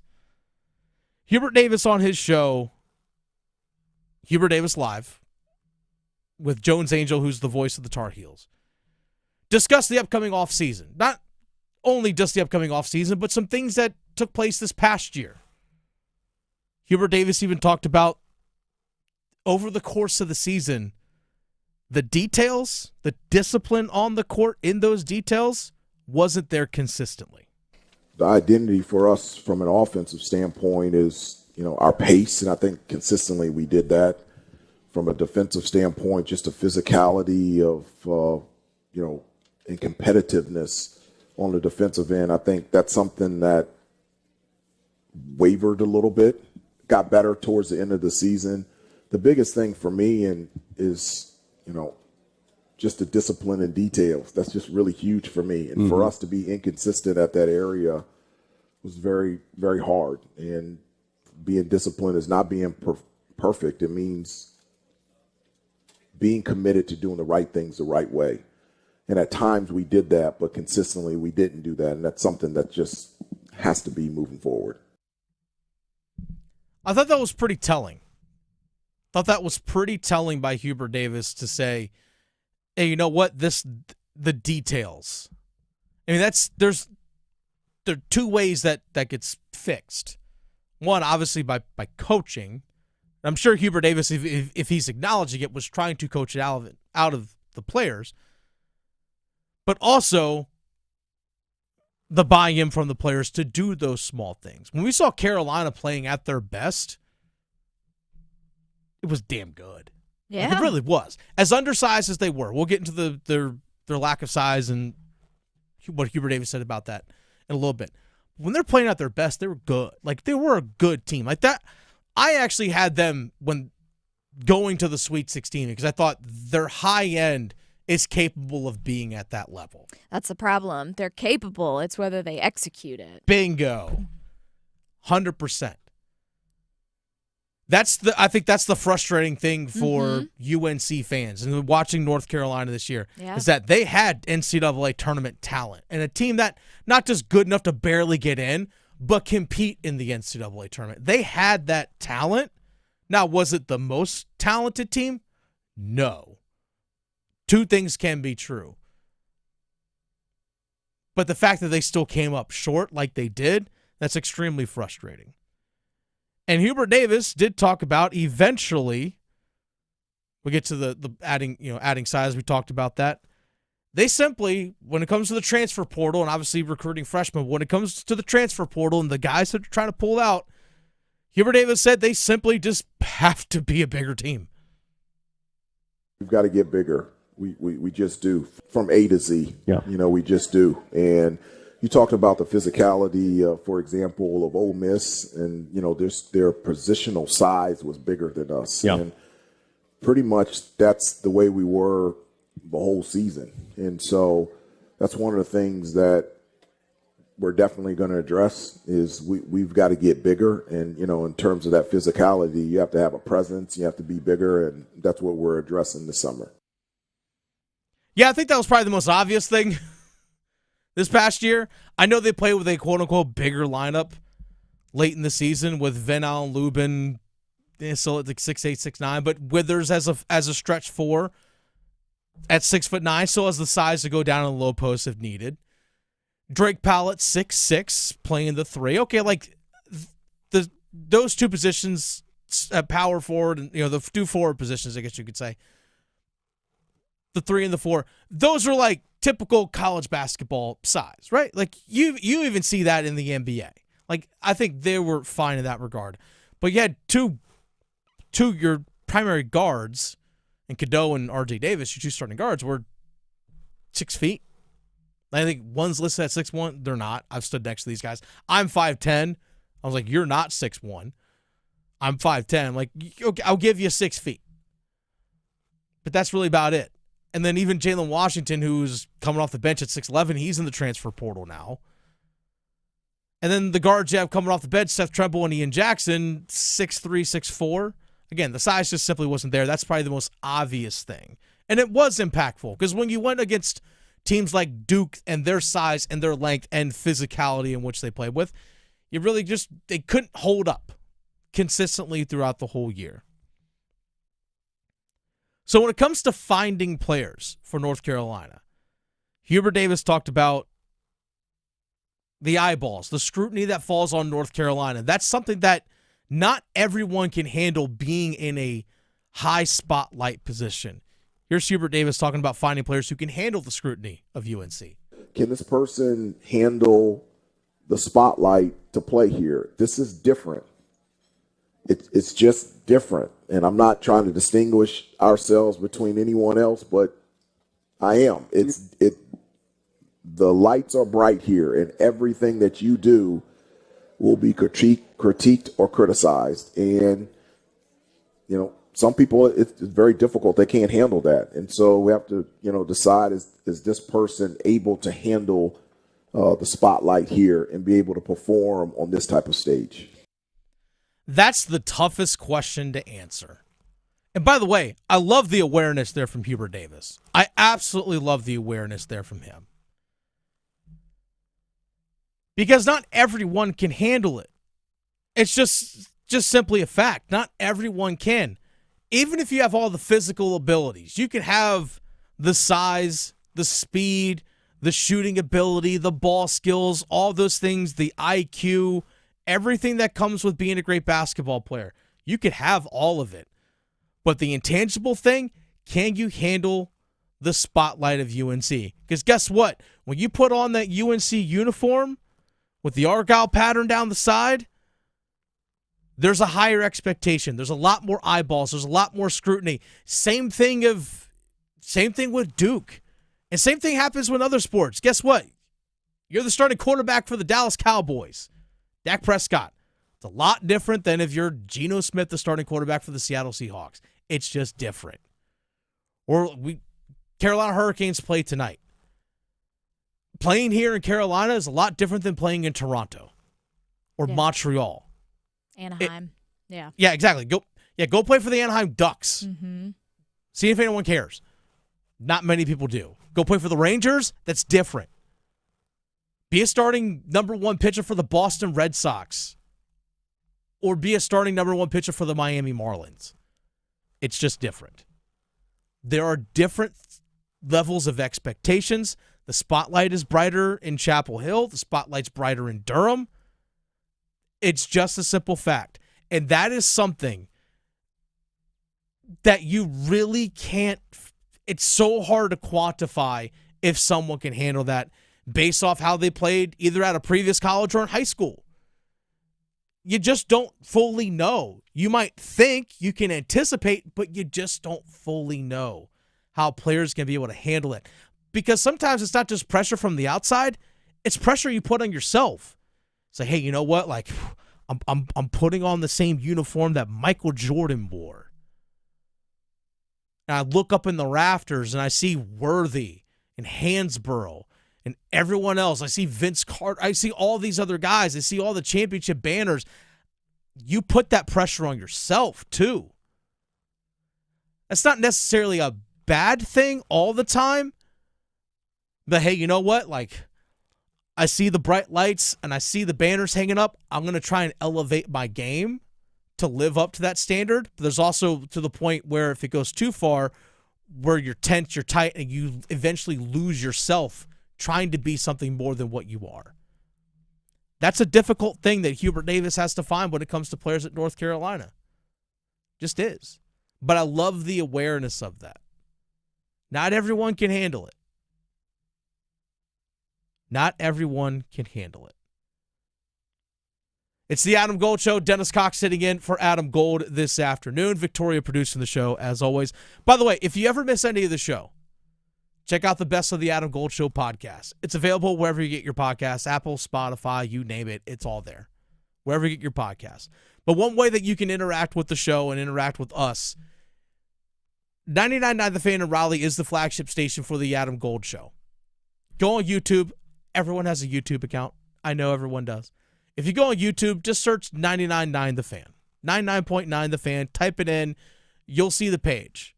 Click on the page. Subscribe to it. You can actually watch the show via our YouTube live streams. You can sit there at your desk. You can be on your phone.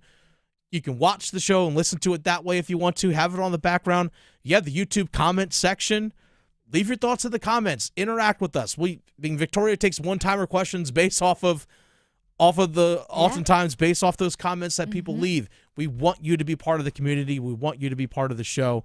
And you can also go back and watch clips and videos of this show or any other show that 99.9 The Fan produces. You can actually go back and check out Kane's Corner that Adam Gold will have later on tonight after the Carolina Hurricanes hopefully beat down the Montreal Canadiens. Please and thank you. Please yes. and thank you. Please. But again, we encourage you and want you to be part of that community. So make sure you subscribe. And again, it's the Adam Gold Show's noon to 3, Monday through Friday. It's always going to be there. You can take us with you wherever you go. And we want you to be part of that community with us as well, including someone asked a one-timer question that came after one-timers, Victoria. Yes. But it pertains to Duke basketball.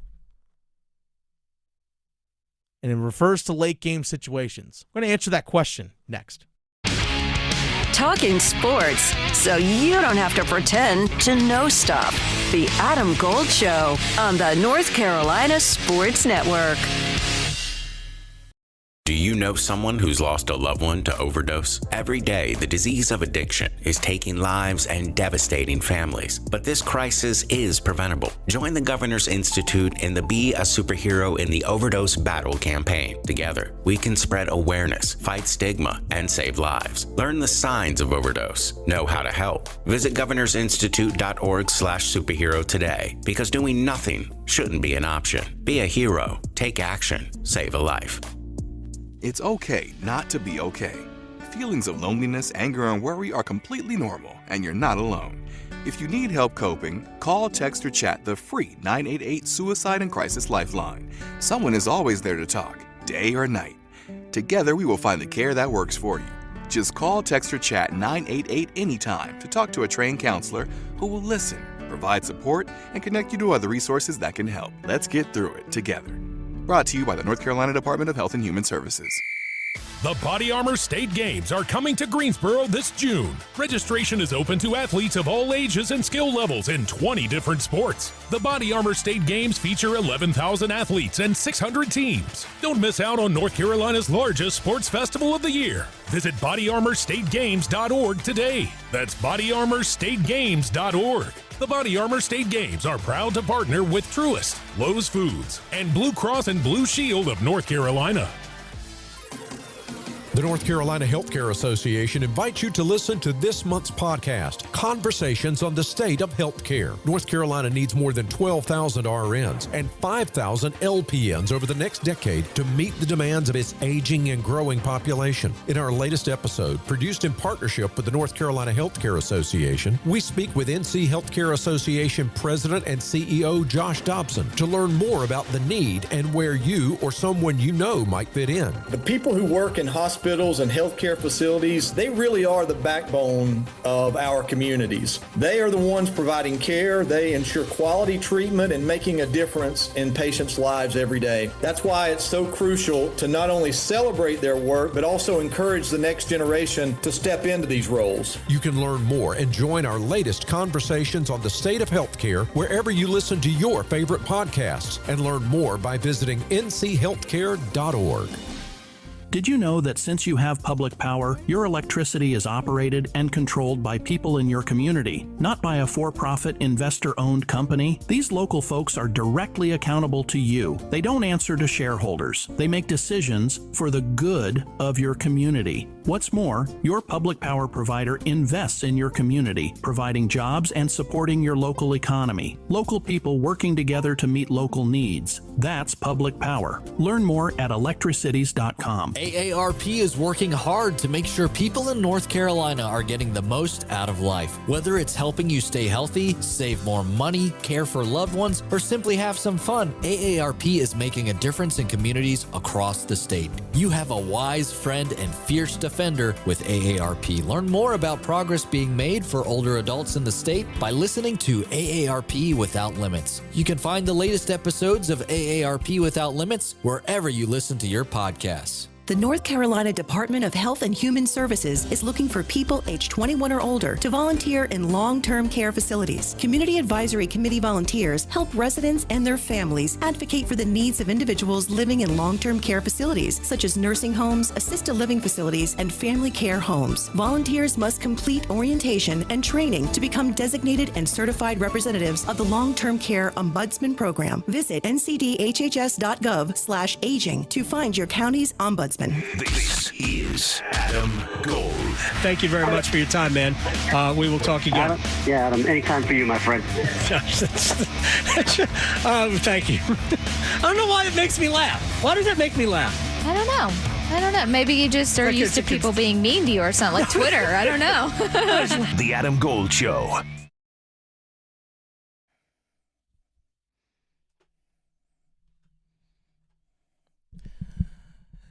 So, Sweet 16 underway.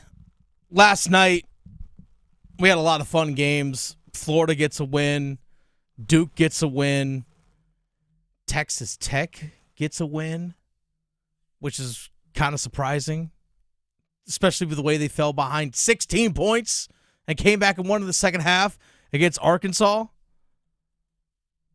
That was a fun one to watch as well. I don't know about you, Victoria, but after the Duke game ended, as it was ending, I don't know if you saw like in the little score bug that's at the top of the screen where you're watching if you're watching the Duke game last night, you just saw like the Texas Tech Arkansas scoring. You're like, oh, they have a close game going on. I didn't do the split screen. Like I wanted to focus on the Duke game, obviously. I wish I could, yeah. So I didn't do the split screen. But after the Duke game ended, like after the final horn, it's like, all right, boom, quick it over to Texas Tech and Arkansas. So I saw the final 10 seconds or so of that game, and then all of overtime, and it was a lot of fun. Yeah, it was a lot of fun. And for those who don't know, if you've heard me filling for Adam Gold before, you may have heard this. But for those who don't know, I actually used to coach college lacrosse. I coached college women's lacrosse. Did a total between assistant coach and head coach. I did a total for 9 seasons. And one of the things that I always worked on constantly, late game situations, end of game situations, just various situations that you could be in. Whether you're, all right, look, we're up 1 with a minute left and we have the ball. What do we do? We're up 1 without the ball with a minute left. What do we do? In lacrosse, in women's lacrosse, you have what's known as the draw. It's what, after goals are scored, every play starts, every new possession, every new series starts with a draw, after a goal is scored. So, okay, we're down a goal. There's a draw. What do we do? Up, whatever the situation is might be. I constantly was drilling those things with my players because I wanted them to make sure that they can handle those situations. And also, as a coach, I have to make sure that, all right, do I keep a timeout in my pocket? Do I keep 2? What if I need to use those during the game? I got to make sure my players are ready to go for those situations. So again, you're not always going to be faced with those every single game, but you have to be prepared for them.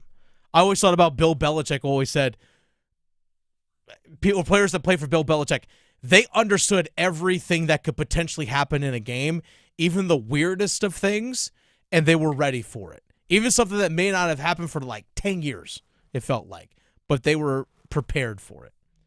And we had that question that popped in from Justin on our YouTube live stream. Who for Duke is the go-to guy for the last shot? Is it Cooper Flagg or another Duke player that is hot? The cop-out answer, which I might lean towards Victoria, is yes. Yeah. Is yes. My guess, we've seen it before, even late game, because I always say this as well, late game situations aren't just you're losing and you need to come back and try and win a game. Like, oh, how do they handle late game situations? Last time I checked, last night for Duke, those were late game situations. Hey, we have the ball. We're up. How do we handle this in a tight game late when the other team is pushing? How do you handle that? That is just as much as a stressful late game situation as it is if you're down. Because you still have to have poise, composure, and make good decisions in those situations too. And guess what? You still got to find ways to put the ball in the net, in this case lacrosse, or the ball in the hoop for basketball. You still got to find the ways to score. And late in the game, who had the ball in his hand? It was Cooper Flagg. Now, granted, Victoria, he was the hot hand. Obviously, did you watch the game? Got to go with the hot hand. Got to go with the hot hand. But I think you also trust Cooper Flagg to make the right decision in those situations. Yeah, he's so smart on the court. We saw him late in that game make some passes, even a couple no-looks to players late in the game. They got me every time. It did. I loved it. And it got Arizona too. But, for example, 4:16 left. He drives in the lane, draws defenders, draws the defense's attention. He easily could have kept going towards the rim if he wanted to and put up a shot, and probably could have made it because he's that damn good. But instead, looks off the defense and finds a wide open Cian James, who knocks down a three-pointer that gets Duke's lead back to 10 at 86-76. I'm sorry, 89-79. My apologies. It was 86-79 at the moment. So now that 7-point lead becomes a 10-point lead because you trusted him to make the right decision with the ball. And even when they're breaking the press, that's the guy that you want to have with the ball in his hands. So to me, for Duke, the answer is easy. You put the ball in Cooper Flagg's hands. And I think you also trust him, hey, make the right decision. If the lane for you there is to take it, go. Create that shot.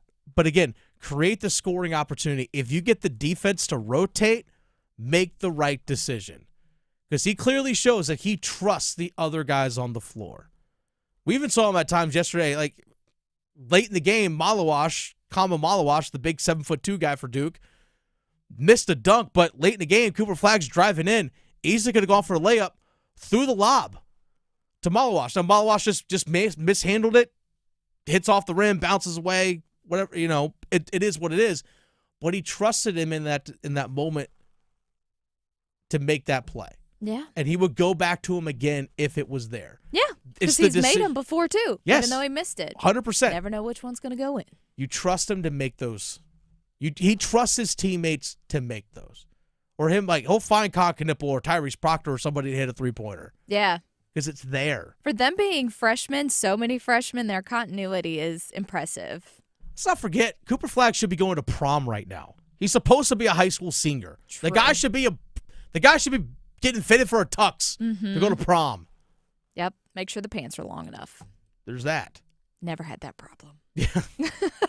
Neither did I. 5'10". Never had that problem. So, yes, to answer Justin's question, to me, it's about Cooper Flagg is going to have the ball late. And I think as the season has gone along, and again, late in the games that are tight games, Flagg has the ball in his hands. And that's okay. But maybe he does take the last shot. We'll see. We'll see. They handled it overall well yesterday, which, by the way, the officiating again yesterday, it stunk. It really did. I think the more I think about it, and I've definitely have seen the discourse online regarding late game when the officiating, especially when Arizona was down, 19, was 70-51. Reason why I think Duke struggled defensively is because so many fouls were called. You know? They weren't able to get stops just because the amount of fouls that were being called, and it put guys in tough situations with foul trouble, can't quite be as aggressive. Also, you didn't see Malik Brown play in the second half. He just played 4 minutes in the first half, coming back after that dislocated shoulder that he suffered against Georgia Tech in the ACC tournament. My guess is that we'll see more of Malik Brown in the second or in the Elite Eight. I think we're going to see more of him in that game. That's my guess. That's my assumption. Because when he was out there on the floor in the first half for Duke, defensively, that guy makes such a difference. And he's also a great passer, especially in the high post. Like, his vision and everything. Like, he's the perfect complementary player to what everyone else does. Like, he's the definition of glue guy. Yeah. Definition of it. If Duke could just get their defense down and ruin everyone's over bet on the right? 172.5. Yeah, I know. Like yours. Defense optional. I know, yeah. All threes. Alabama, that game's going to be fun. Seriously, just sit back and enjoy. If you're a college basketball fan, just sit back and enjoy. Even if you're not a Duke fan or not an Alabama fan, just enjoy and appreciate it because it's a high-level game. I know some people complained about, the lack of upsets. Not enough upsets. Like, why no Cinderellas? Last time I checked, I got Alabama and Duke playing each other.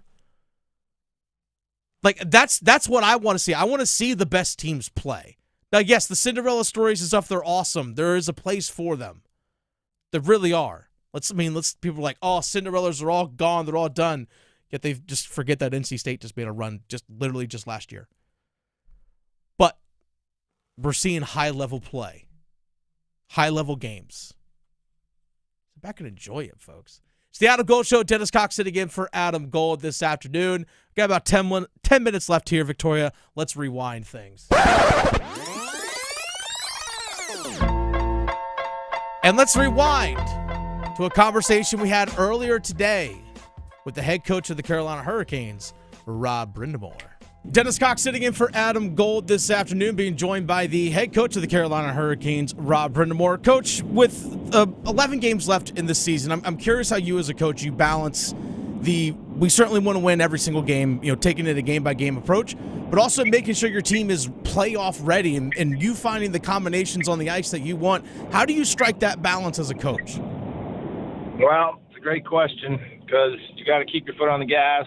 To your point, to make sure you're winning games down here because nothing's guaranteed yet, and then playing the right way. So there's all that, and to your other point about getting the right chemistry and make sure we got the right guys in the right spots. And now that we're kind of getting healthier again, finally got Strech back, and we'll see how that goes. And Potentially at some point, maybe even get Will Carrier back before the end of the season. Not sure yet, but so all that's still up in the air. But I think really to your other, starting point is we just got to keep focusing on day by day here and keep trying to get better.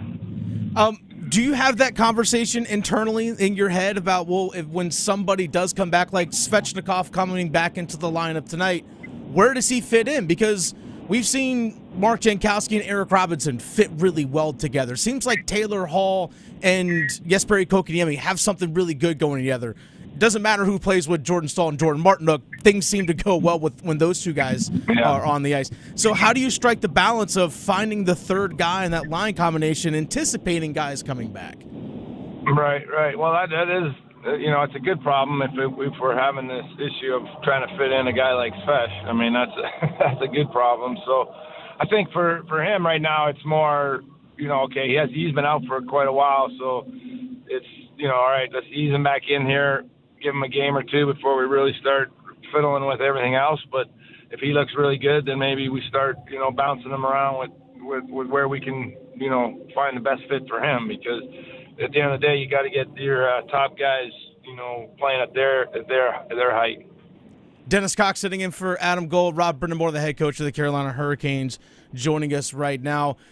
Rod, I'm also wondering as well, in your mind, is as a head coach who's been there, done this before, trying to incorporate new guys. You've been a new guy in a system before. It's been seamless for Stankoven and Jankowski that the way they've fit in with this team. Do you feel nowadays it's easier for guys to possibly come and move and transition if the system fits them right? Because you've been on that as a player that's been traded before. Yeah. I'm just curious how you've seen those two guys just seamlessly fit in with the squad. Well, I think at the end of the day, no matter where you're going, if you're willing to work at it, you'll fit in. I mean, that's really the end of the day. You're going to make mistakes and you're going to have a learning curve, but I think if you're willing to do what it takes to win and do the little things, then guys appreciate that, and coaches certainly do, and we understand there's going to be mishaps and like I said, a learning adjustment, but it's that willingness to do it the way the team wants it done. I think that's the biggest way to success and to adapt right away to your new group. Final question for you, Rob Brind'Amour. Jackson Blake, it's been about 20 games since he has actually scored a goal. I know he had one taken off the board when you guys were out on the West Coast, but he still has been creating opportunities and seems like he's involved in every play and still creating offensive scoring chances. With a young guy like him who hasn't probably in his life ever gone a stretch like this where he hasn't scored, how do you still balance, like, hey, you're creating scoring opportunities, you're right there, while also making sure he doesn't press too much? Well, I think it's not bringing light to it, really. The more you talk about something like that, the more it's like, in his head. So for me, I know we've all gone through those stretches. Really the key, though, is your other point is he's been playing great, right? Like, he's been creating so much he's making his other line mates better. And so you continue to do that, even if he's not scoring. I think it's just a matter of time. He's had a lot of opportunities. So you're generating that and you're making your teammates better. That's a plus for sure, and we'll keep pushing them out there. Rod, good luck tonight. Thanks for your time. Really do appreciate it. Proud of it. See ya. So that was head coach Rob Brind'Amour, a conversation that we had earlier today. The reason why I asked about the Jackson Blake is because just watching the games, he's creating opportunities. He's creating scoring chances, whether he's getting to the front of the net with the puck, he's winning board battles. Yeah, he he's taking chances. I love his energy. He's not afraid. He has high-level skill, and Yes. he's always seems to be around it. It's like, wow, like he's creating scoring chances, and he might be getting an assist because someone, gets a rebound. For example, Taylor Hall scored a power play goal a couple games ago thanks to a Jackson Blake setup because Jackson Blake taking the puck to the front of the net. He's creating opportunities. As he said, he's making, as Rob Brind'Amour said, he's making his line mates and all that better. Yes. But I'm sure he probably wants to see the puck at the back of the net, too. Now, he did get that, if I remember correctly, was the game against San Jose, where he did score out on the West Coast. Or maybe it was the Anaheim game, either one. But he scores a goal. I think it was the Anaheim game. But he scores a goal and was whistled for a Coaches challenge it. I think they were offsides. They review it. Sure enough, he was offsides by like a half a step. It is what it is. But it's like, that kind of stinks. Like, man, I finally scored. It gets taken off the board. It's pretty, too. It really was. And it was a great pass by Seth Jarvis as well. A little backhanded saucer pass. And before you know it, Jackson Blake's all alone with him and the goalie, just dekes him out. Mm-hmm. Gets called back. I love how young he is, too, because he can be shaped the way that Rod and team need him to be, but he's already there. Like, he's built for this. So I love that he's so young. He has such a bright future. If you look at his stats, you say, well, he only has 11 goals and 14 assists. Again, it's about what you're creating and the opportunities that you're creating for others. So if you go back over the last last 5 games, he has 3 assists. So again, creating those opportunities. You want to see him consistently be on the score sheet. The last time he actually scored a goal, it's been a couple months, actually slightly over 2 months. It was back when they played against Columbus on January 23rd, the last time he scored a goal. So it's been a minute. He actually had a goal and an assist in that game. But since then, he's had 9 assists since then. So again, it's not like he hasn't been effective or impactful. But again, you want to see him actually get on the score sheet with a goal. I mean, the last game against Nashville, he had 5 shots on goal. Anaheim, 4 shots on goal. LA Kings, 5. Go back to when they played Tampa and Winnipeg. When they won those games, he had 4 shots on goal in each of those games. He's around the net a lot. Hopefully the young guy, again, he's just a rookie. He's only 21 years old. We have to remind ourselves of that with these young players. They are still trying to learn how to do it at the NHL level. Jackson Blake didn't get the minor league year that Bradley Nadeau is getting right now, or Felix Unger-Sorm is getting, or what Scott Morrow as a defenseman is getting. Jackson Blake didn't get that extra year of development, for lack of a better term. Now, he was NHL ready, obviously, because the Carolina Hurricanes kept him up, but sometimes a year in the NHL or a year in the AHL allows you to understand what it takes to score at a professional level. He's figuring that out at the NHL level, and he's getting better. He's a good player. It's going to take some time. Obviously, you want it to work right now. And hopefully, over these last 11 games, if he finds the back of the net and it just clicks, because Victoria, it feels like, no, we only have less than a minute left here, but it feels like once he actually does get one to go and it counts, the floodgates might open. Right? Maybe he's just saving them for the playoffs. Hey, you know what? I'll take it. Let's go, Jackson. Saving them for the playoffs. Right? Saving them for the playoffs. If you do it, that's okay. That's okay. It's been the Adam Gold Show. Dennis Cox sitting in for Adam Gold this afternoon. If you missed any of the show, it's on the Best of the Adam Gold Show podcast. Also, the flagship station for the Adam Gold Show is 99.9 The Fan in Raleigh. Check that out as well, 99.9 The Fan on YouTube. You can interact with the show there, watch clips from the show. You can watch the entire show from right there. Even if you miss it, the whole thing's archived there, so go make sure you check it out. Victoria, thank you. Until the rest of you all, we bid you adieu, goodbye, and good night. Talking sports, dropping truth. The Adam Gold Show on the North Carolina Sports Network. Move your sports day forward. I love this time of year. You know, filling out the brackets, it's